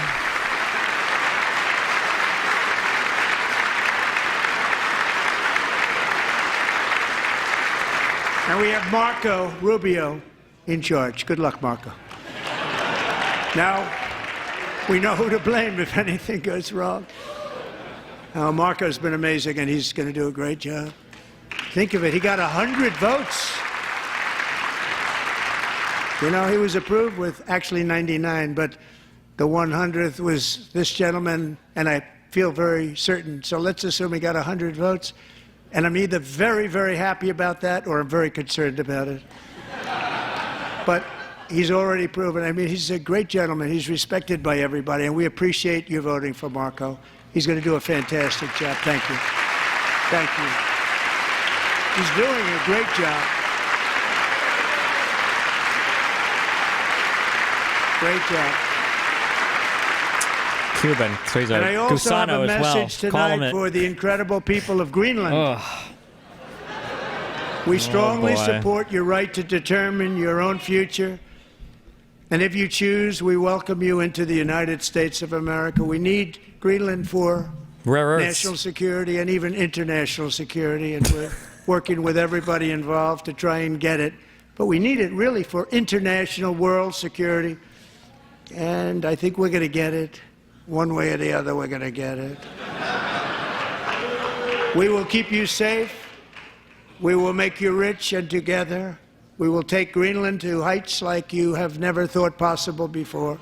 It's a very small population, but very, very large piece of land and very, very important for military security. America is once again standing strong against the forces of radical Islamic terrorism. 3.5 years ago, ISIS terrorists killed 13 American service members. What year are we in right now? And countless others in the Abbey Gate bombing during the disastrous and incompetent withdrawal from Afghanistan.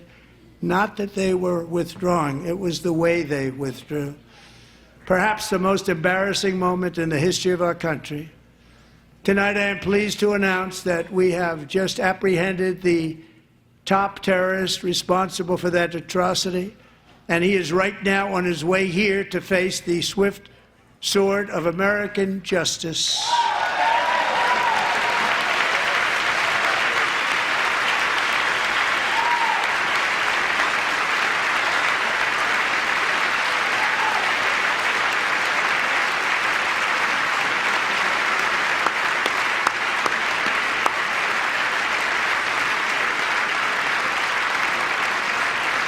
And I want to thank especially the government of Pakistan for helping arrest this monster. This was a very momentous day for those 13 families who I actually got to know very well, most of them, whose children were murdered, and the many people that were so badly, over 42 people, so badly injured on that fateful day in Afghanistan. What a horrible day. Such incompetence was shown that when Putin saw what happened, I guess he said, wow, maybe this is my chance. That's how bad it was. Should have never happened. Grossly incompetent people. I spoke to many of the parents and loved ones, and they're all in our hearts tonight. Just spoke to them on the phone. We had a big call. Every one of them called, and everybody was on the line, and they did nothing but cry with happiness. They were very happy, as happy as you can be under those circumstances. Their child, brother, sister, son, daughter was killed for no reason whatsoever. In the Middle East, we're bringing back our hostages from Gaza. In my first term, we achieved one of the most groundbreaking peace agreements in generations, the Abraham Accords. How did that work out?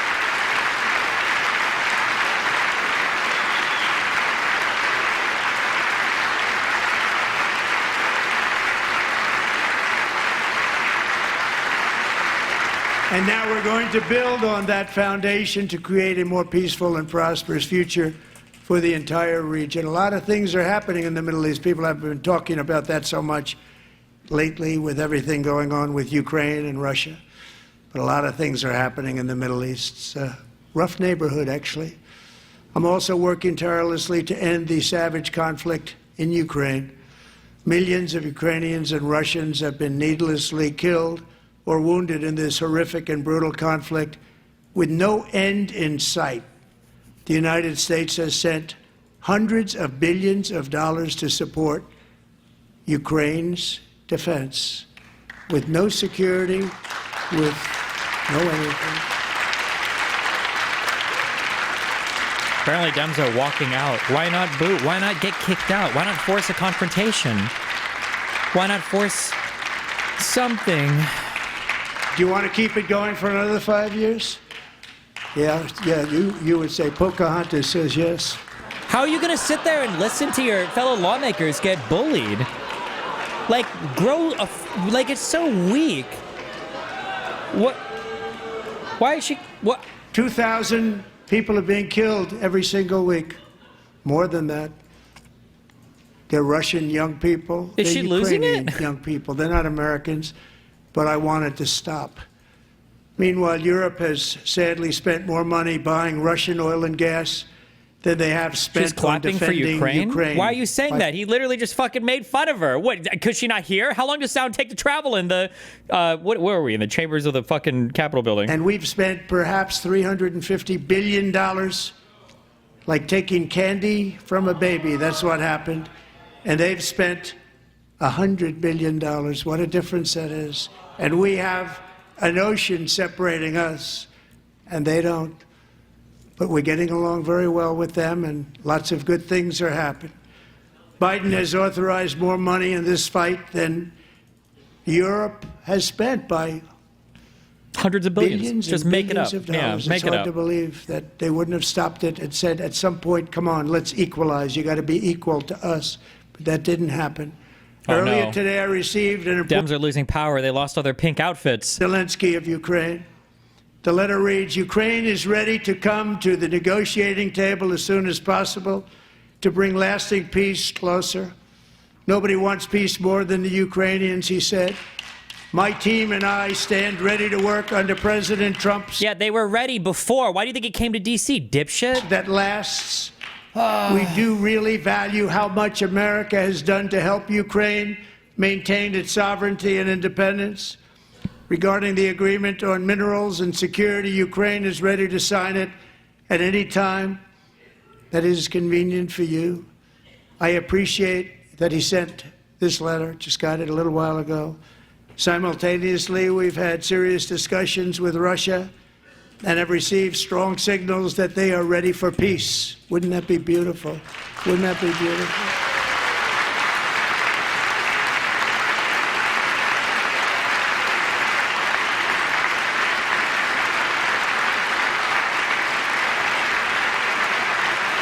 Wouldn't that be beautiful?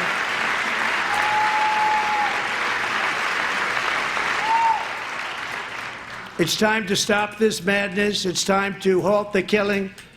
It's time to end this senseless war. If you want to end wars, you have to talk to both sides.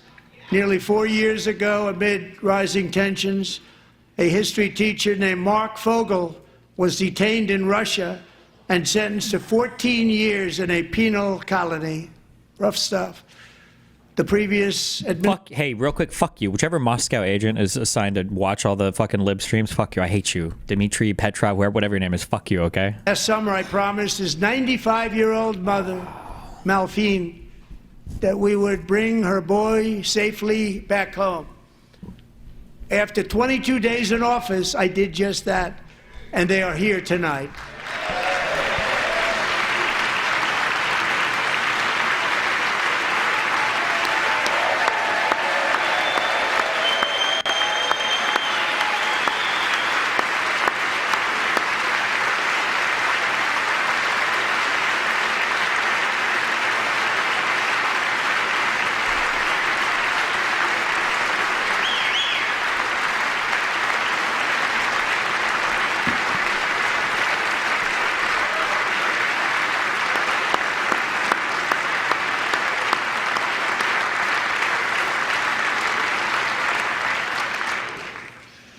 To Mark and his great mom, we are delighted to have you safe and sound and with us. As fate would have it, Mark Fogel was born in a small rural town in Butler, Pennsylvania. Have you heard of it? Where his mother has lived for the past 78 years. I just happened to go there last July 13th for a rally. That was not pleasant. And that is where I met his beautiful mom right before I walked onto that stage. And I told her I would not forget what she said about her son. And I never did I? Never forgot. Less than 10 minutes later, at that same rally, gunfire rang out, and a sick and deranged assassin unloaded 8 bullets from his sniper's perch into a crowd of many thousands of people. My life was saved by a fraction of an inch, but some were not so lucky. Corey Comparator was a firefighter, a veteran, a Christian, a husband, a devoted father, and above all, a protector. When the sound of gunshots pierced the air, it was a horrible sound. There's no evidence of this, by the way. Corey knew instantly what it was Bullshit. and what to do. Bullshit. He threw himself on top of... He stood there with his phone, recording Trump getting shot at. It's on fucking video. Everyone else got down. He stood up, and he got fucking blown away. His That's wife what happened. And daughters, and shielded them from the bullets with his own body. Corey was hit really hard. You know the story from there? He sacrificed his life to save theirs. 2 others, very fine people, were also seriously hit. But thankfully, with the help of 2 great country doctors, we thought they were gone and they were saved. So those doctors had great talent. We're joined by Corey's wife, Helen, who was his high school sweetheart, and their 2 beloved daughters, Allison and Kaylee. Thank you.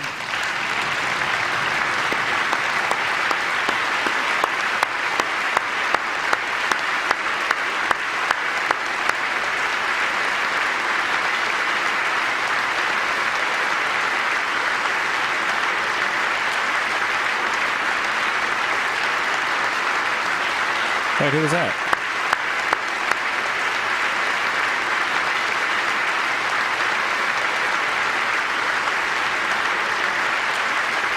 Oh, I didn't go back. Oh, I thought that's Bernie's for a second. Fuck, I was like, I thought he was left.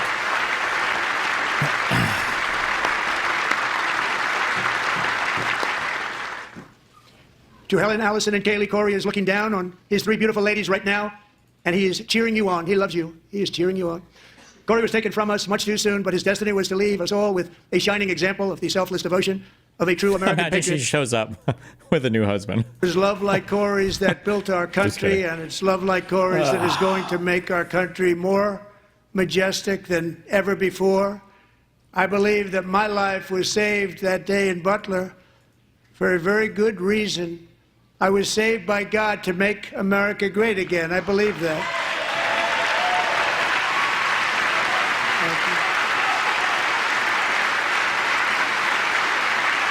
Thanks, the Parkinator 56.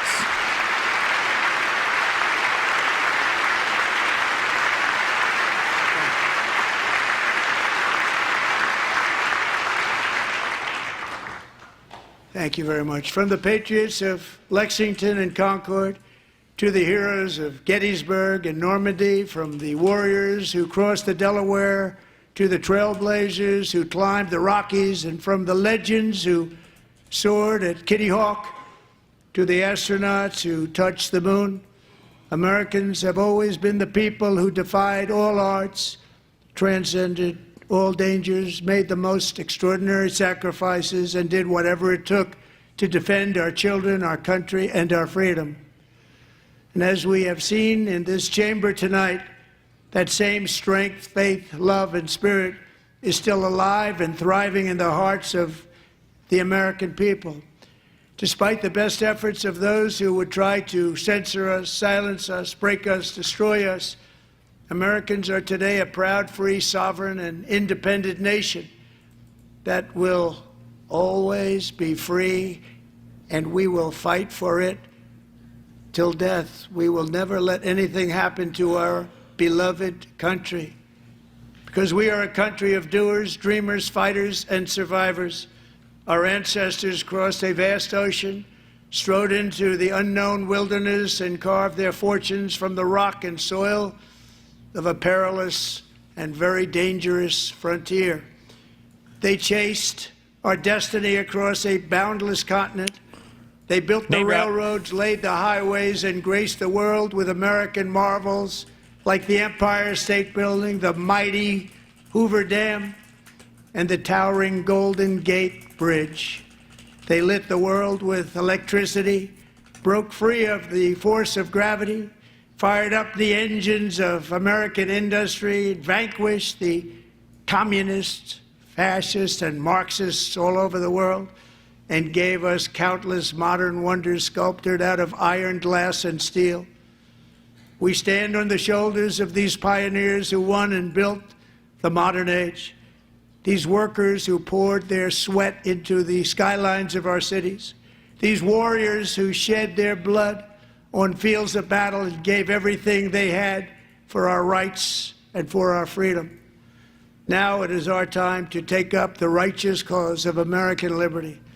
And it is our turn to take America's destiny into our own hands and begin the most thrilling days in the history of our country. Can't wait for this Dem response. This will be our greatest era.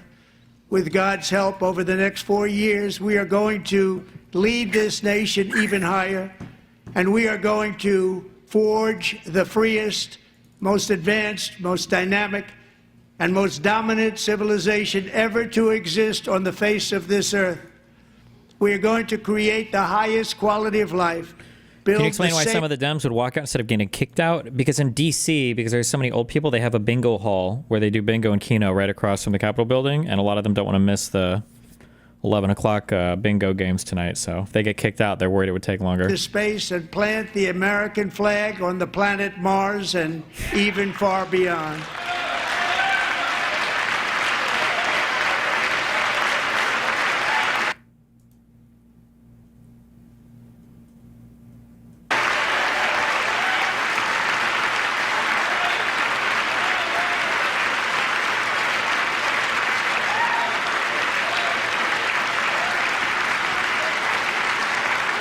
And through it all, we are going to rediscover the unstoppable power of the American spirit. And we are going to renew unlimited promise of the American dream. Every single day, we will stand up and we will fight, fight, fight for the country our citizens believe in and for the country our people deserve.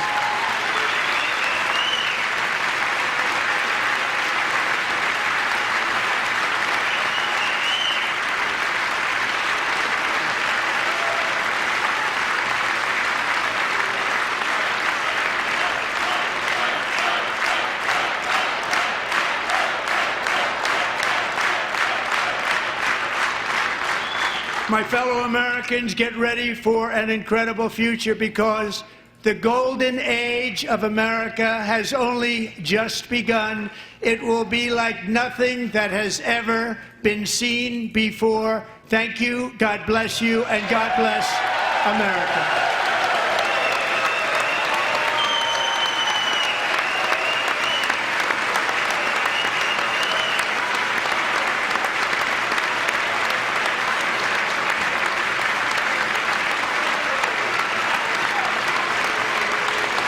Apparently this clocks in now at the longest State of the Union ever given, even though this isn't even a real State of the Union.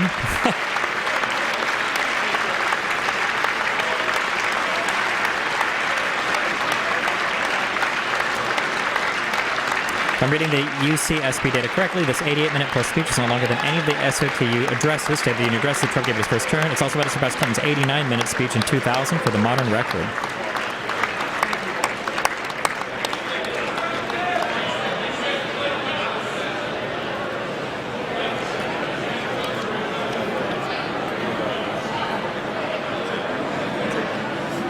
Thank you very much. Great job. Thank you. Great honor.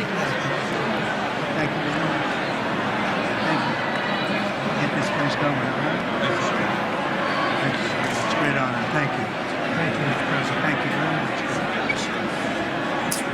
All right, link me let's go watch the Democrat response to see how exciting and awesome. Oh, man. Thank you. I see you teaching young people to love America. I'm trying to. Great guy. Thank you. Is that Roberts? Is that what he looks like? Unreal. Disgusting. That's Kavanaugh, right? Thank you again. Or is that... I don't know, these guys all look like... So good, sir. Oh, that is what Alito is? Okay. This is really good. It's really outstanding. Thanks. Thank you. Yes, sir. Thank you. Good job, Mr. President. Thanks. We got you. Great. Thank you. Thank you. Oh, hey, remember when she screamed over and over again at these stupid fucking... Thanks for the phone call last night, too. Oh my God, get me out of here. I feel like I'm in LA again. Oh, kill me.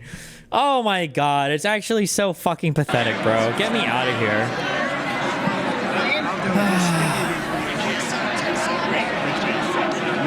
I'm not going to get it. Sorry. Thank you, everybody. Great speeches. Great speech. Best speech ever.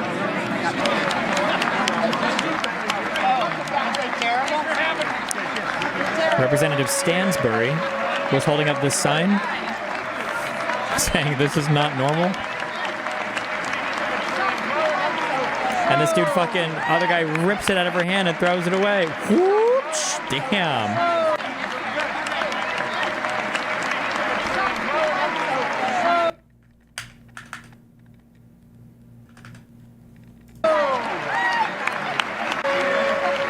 She's holding up a sign over here, literally grabs it. Sorry, I'm putting on my YouTube stream blood.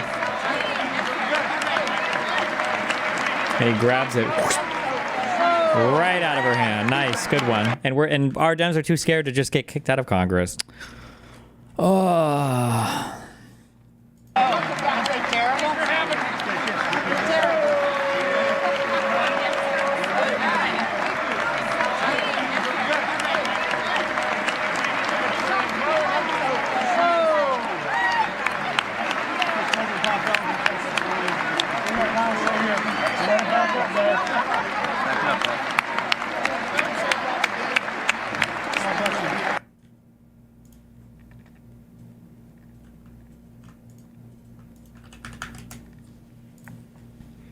Jeffries cracks down on Trump speech disruptions.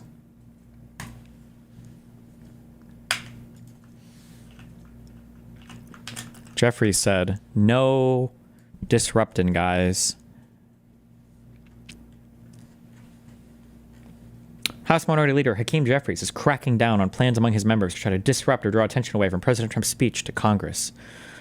Why it matters. Many Democrats are facing a torrent of pressure from their grassroots base to stage more overt acts of resistance, but a good chunk of the party feels that too rowdy a display could backfire.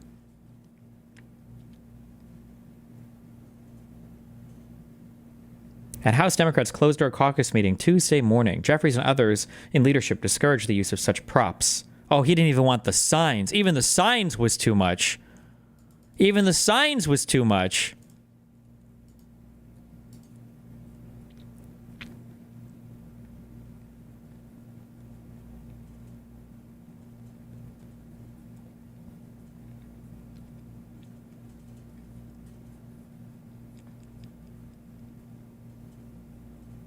We shouldn't let him, Jeffrey said in a podcast interview, we shouldn't let him come in there and just speak to a group of sycophants who are going to applaud at everything he says or does like lapdogs. He's got to know that there's also there's a significant opposition, yes, by sitting there and doing nothing. Good job.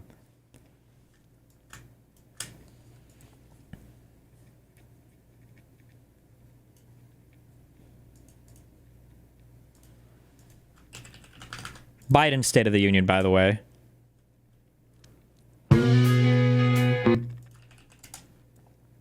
Home. Many of the world's fittest and best trained warriors in the world. Never the same.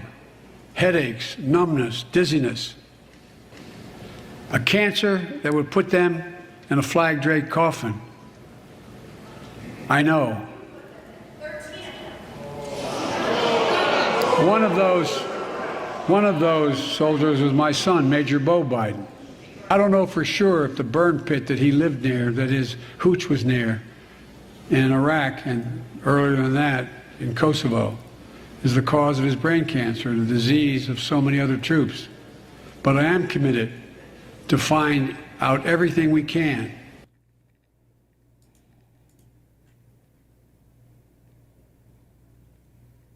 Yeah, do you remember during Obama's? You lie. That was during Obama, right? Did he say, you lie? I hope that Biden has a big old ice cream cone somewhere. And he's just kicking back and chilling.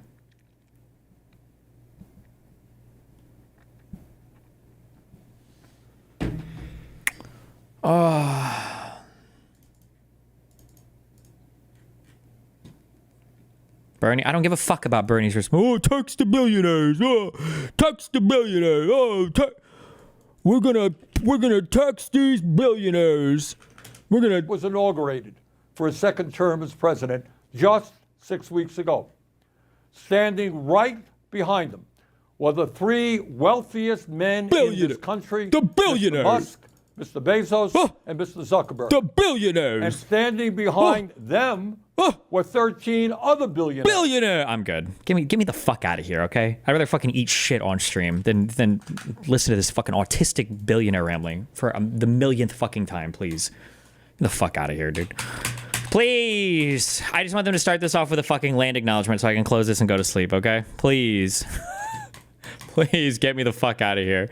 Oh my god, please.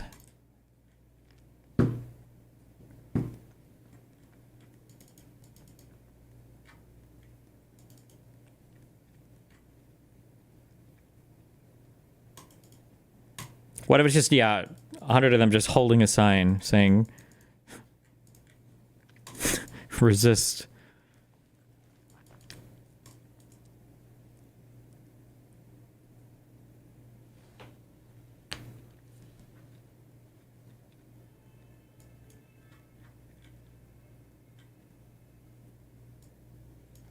Hi, baby. What are you doing?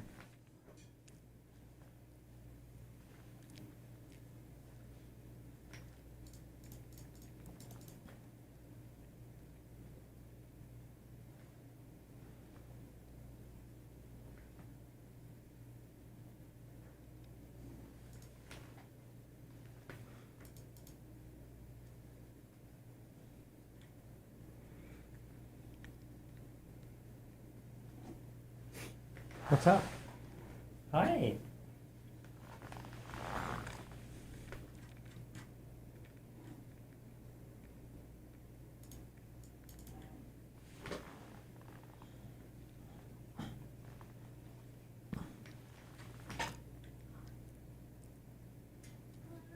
Meow.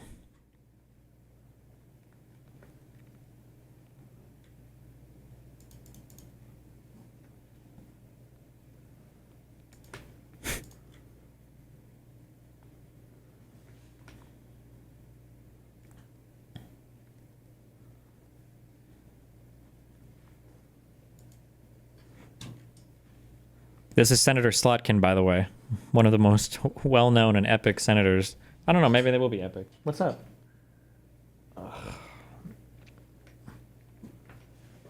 Stop throwing yourself on the ground. You're being so dramatic. Ooh, hi, baby. Hi, baby. Ooh.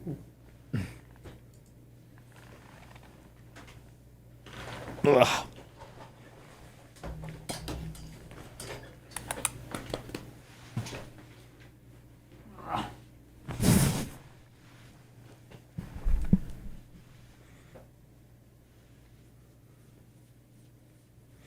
AOC's live.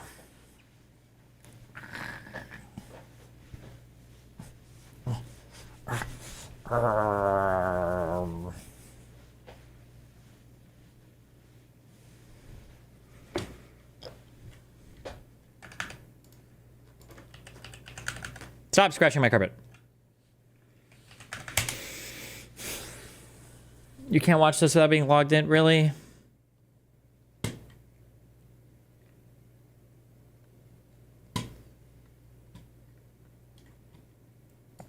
Does she not have a fucking YouTube channel? Okay, you just have to listen to her. Else that is brought into the house, that walks into the house, has to be invited. And so Trump actually has to be formally invited to the House floor in order to be allowed into the House floor. Same thing with all those senators and the cabinet members, etc. So, you know, I think other people had a certain logic, which is that this is the people's house, and Trump showing up should not kind of force the duly elected representatives of that chamber, especially those who disagree with him, out. So, you know, that was that's some of the perspective there. Anyways, I watched from home, and hi everyone, I'm Melissa Fox. If you have the opportunity to speak tonight, it's late, so I promise to be a lot shorter than what you just watched. I won't take it personally if you've never heard of me. And quiet volume, yes. From the great state of Michigan, where I grew up. I've been in public service my entire life because I happened to be in New York City on 9/11 when the Twin Towers came down. Before the smoke cleared, I knew I wanted to make a life in national security. I was recruited by the CIA and did 3 tours in Iraq alongside the military. In between, I worked at the White House under President Bush and President Obama, 2 very different leaders who both believed that America is exceptional. You can find that same sense of patriotism here in Wyandotte, Michigan, where I'm speaking from tonight. Wow. It's a working class town just south of Detroit. President Trump and I both won here in November. Wow. It might not seem like it, but plenty of places like this still exist across the United States. Places where people believe that if you work hard and play by the rules, you should do well and your kids should do better. It reminds me of how I grew up. My dad was a lifelong Republican, my mom a lifelong Democrat. But it was never a big deal because we had shared values that were bigger than any one party. We just went through another fraught election season. Americans made it clear that prices are too high and that the government needs to be more responsive to their needs. America wants change, but there's a responsible way to make change and a reckless way. And we can make that change without forgetting who we are as a country and as a democracy. So that's what I'm going to lay out tonight. Because whether you're from Wyandotte or Wichita, most Americans share 3 core beliefs: that the middle class is the engine of our country, that strong national security protects us from harm, and that our democracy, no matter how messy, is unparalleled and worth fighting for. Let's start with the economy. Michigan literally invented the middle class, the revolutionary idea that you could work at an auto plant and afford the car you were building. That's the American dream. And in order to expand and protect the middle class, we have to do a few basic things. We need to bring down the price of things we spend the most money on: groceries, housing, healthcare. We need to make more things in America with good-paying union jobs and bring our supply chains back home from places like China. We need to give American businesses the certainty they need to invest and create the jobs of the future. And we need a tax system that's fair for people who don't happen to make $1 billion. Look, the president talked a big game on the economy, but it's always important to read the fine print. So, do his plans actually help Americans get ahead? Not even close. President Trump is trying to deliver an unprecedented giveaway to his billionaire friends. All right, listen, we did the experiment long enough. I'm sorry. We got to bring out it. I'm so sorry. I don't mean to do it this way. No more white women, okay? I'm sorry. We need black people, real black people, okay? Like the guy that got kicked out. I'm sorry, the real black ones. Or we need the white men again. I'm sorry. It's got to be the white guys or the good black people, okay? Not the boring ones. We need some fucking action. We need some fire. This, what the fuck? I'm falling asleep. Nobody gives a fuck about any of this. Who cares? He's on the hunt to find trillions of dollars to pass along to the wealthiest in America. Or what about some Latino women? True. Or Latino men. And to do that, he's going to make you pay in with teardrop tattoos on their eyes. That's what I want, some hardcore part of your life. Grocery and home prices are going up, not down, and he hasn't laid out a credible plan to deal with either of those. His tariffs on allies like Canada will raise prices on energy, lumber, and cars, and start a trade war that will hurt manufacturing and farmers. Your premiums and prescriptions will cost more because the math on his proposals doesn't work without going after your health care. These people don't care about math, bro. What are we? Score. The national debt is going up, not down. And if he's not careful, he could walk us right into a recession. And one more thing. In order to pay for his plan, he could very well come after your retirement. The Social Security, Medicare, and VA benefits you worked your whole life to earn. The president claims he won't, but Elon Musk just called Social Security the biggest Ponzi scheme of all time. While we're on the subject of Elon Musk, is there anyone in America who is comfortable with him and his gang of 20-year-olds using their own computer servers to poke through your tax returns, your health information, and your bank accounts? No oversight, no protections against cyber attack, no guardrails on what they do with your private data. We need a more efficient government. You want to cut waste? I'll help you do it. But change doesn't need to be chaotic or make us less safe. The mindless firing of people who work to protect our nuclear weapons, keep our planes from crashing, and conduct the research that finds the cure for cancer, only to rehire them 2 days later? No CEO in America could do that without being summarily fired. Okay, so we've talked about economic security. How about national security? Let's start with the border. As someone who spent my whole career... We need the Stephen guy. What's his name? It's not Stephen James, is it? What's it's not ESPN, he does the sports stuff. Who am I thinking of? Oh, don't tell me their stream died. That's just my shit getting fucked up, right? Stephen A. Smith? That guy. What happened? Hello? No, it's just got to be my connection, right? It's got to be my connection, right? Please. Please don't tell me. Did this die for everybody? It's actually a line he stole from Ronald Reagan. But let me tell you, after the spectacle that just took place in the Oval Office last week, it was just me, I think. Reagan must be rolling in his grave. We all want an end to the war in Ukraine, but Reagan understood that true strength required Are there really America 300 people watching this? And economic might with moral clarity. And that scene in the Oval Office wasn't just a bad episode of reality. Who are your biggest Democrats right now? I'm not in touch as much with local, but what? You've got Gavin Newsom, you've got Bernie Sanders, you've got AOC, right?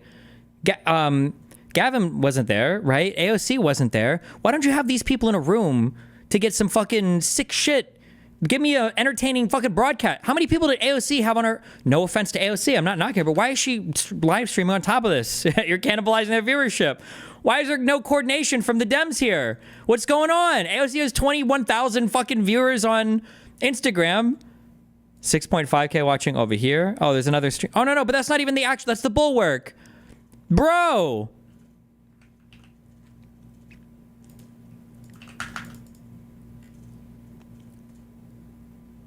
Reality TV. It summed up Trump's whole approach to the world. He believes in cozying up to dictators like Vladimir Putin and kicking our friends like the Canadians in the teeth. He sees American leadership as merely a series of real estate transactions.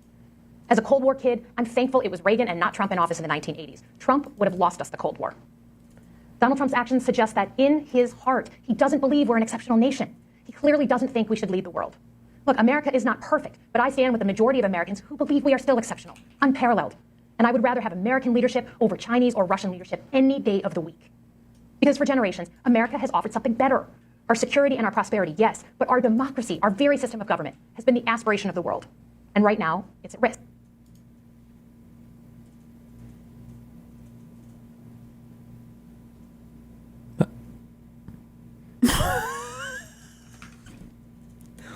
It's just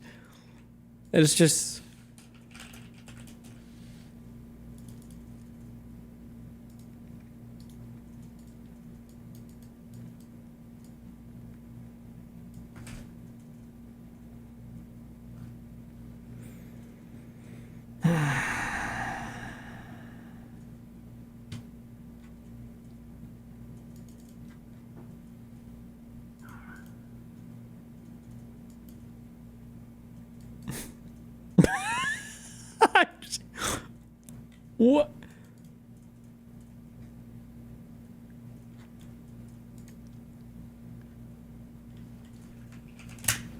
It's on AP too.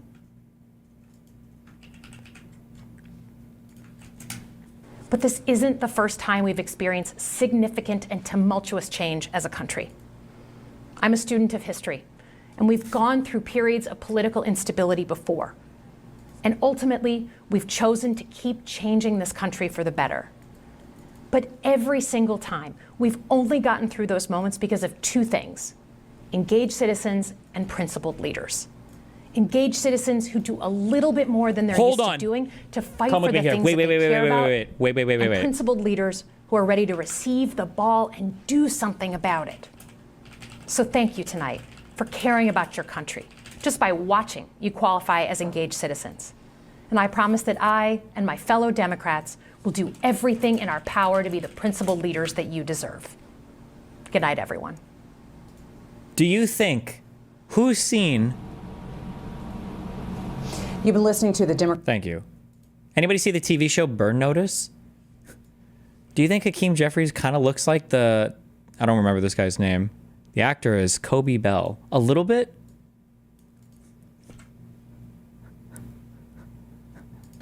DOGE shouldn't be Department for Efficiency. It should be Department of Government Cruelty. The way these people are being treated is just nasty. All for tax cuts for billionaires. Wait, I'm just kidding. That's not even Hakeem Jeffries. Wait, this is, my bad. Cory Booker? No. It's Booker, right?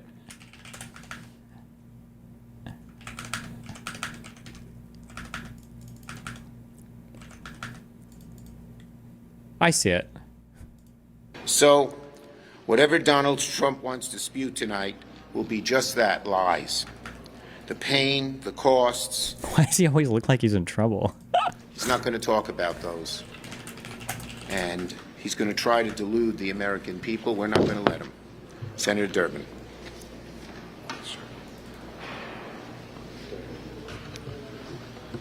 It's the #1 cancer cause of death among children. Republican? Neuroblastoma. We know it. We've seen it. We've heard about it. Elizabeth Sokol works at Children's Hospital in Chicago. This was hours before, apparently.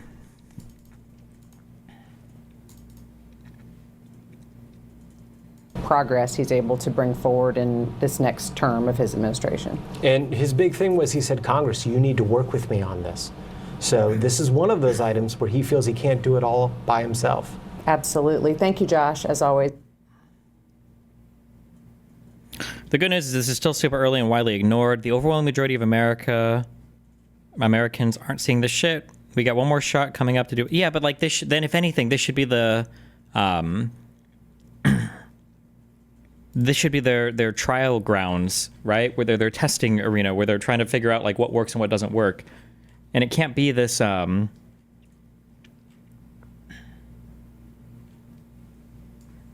can't be this weak shit. It's coming from grandma. It's coming from your prescriptions. It's coming from your care. It's coming from your insulin. It's coming from your kids' copay. They are setting up to rob you. And that is the moral of the story of this State of the Union tonight. He was yammering and he was blabbering. And he was reading off listicles like this was the longest BuzzFeed right-wing compilation of all time. True. It was boring. It was unsettling, very dangerous in terms of how he is tearing apart U.S. alliances, tearing apart, at our allies, attacking our allies. It's not to undermine the seriousness of what he is doing, but it is to really communicate that he... That way you have no excuse. Go ahead and govern. That way you have no excuses when things go awry. You can't say the Dems were in your way. You got the Senate, you got the House, you got the White House, you got the Supreme Court. What's up? You can't sit up there and blame anybody else if the economy falters, if inflation ultimately ravages our society, if things aren't handled at the border, if the streets of America are still riddled with crime. You can't sit up there and blame anybody else when you got everything you want and need in order to run a government the way you think a government should be run. Get this guy up there. He says some dumb shit, but I don't even care. We just need some energy.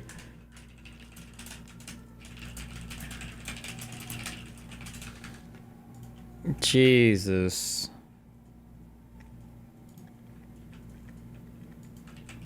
Sorry, let's get some real energy, okay? Just got back to the Capitol. Another day, another lie from these people who are out of control. I'm told that Donald Trump, Mike Johnson, and the extreme MAGA Republicans are claiming that Democrats are sending paid protesters into their town hall meetings. What's wrong with y'all? What's wrong with y'all? We don't need to send paid protesters into your town hall meetings. The American people are with us all across the country.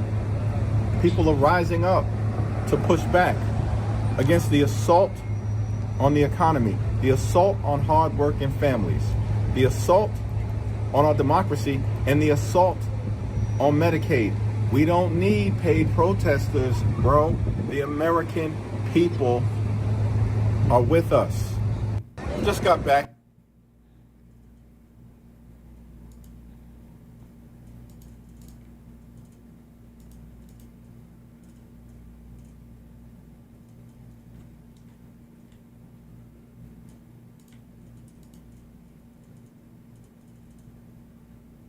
We need some aura.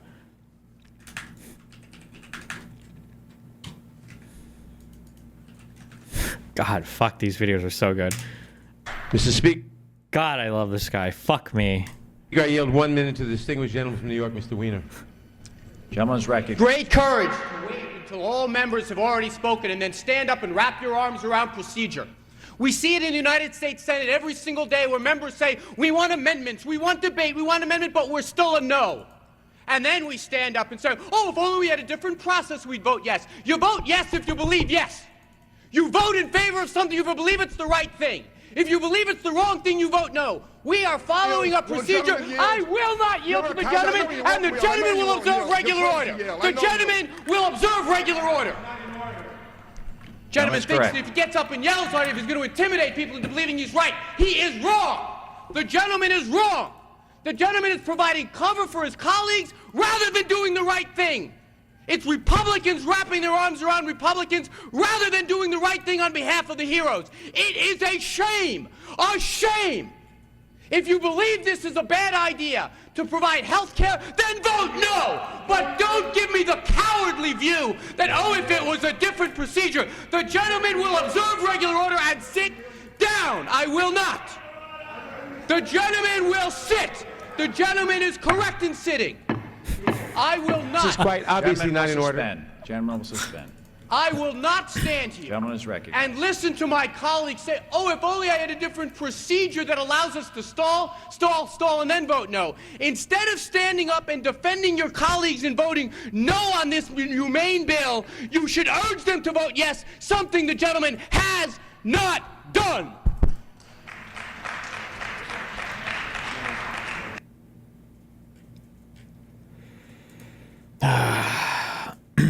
Well, I don't know. I don't have anything else. What are we doing?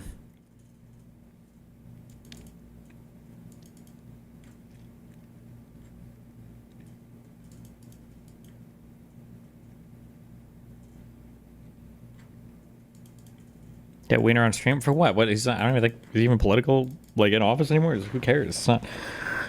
We just need like other Dems that can. I think that you have to fully transition your brain. To this is my feel, but also I live in an internet bubble. Who knows? Maybe this doesn't play as well with the American people. And prices, if they get fucked, it'll mean something. But I truly feel like. We live in the age of the influencer. Trump is the first influencer president, and I feel like influencers are the ones that are controlling so much of the attention economy right now around politics. The billionaire people all want to be influencers. That's why Zuckerberg like remodeled himself. It's why Elon Musk posts incessantly. It's why he bought a social media company. It's why Trump tweets and truths incessantly. Like I feel like the attention economy is like an influencer economy right now. It just is, and Trump just does it best. Yeah.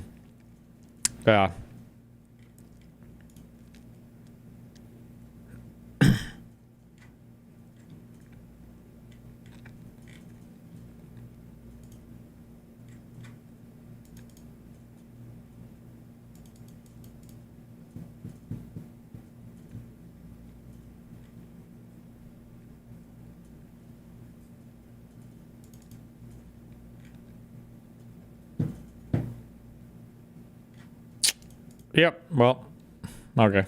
I'm gonna head to sleep. I love you guys. It's been fun. We'll be back tomorrow for more fun.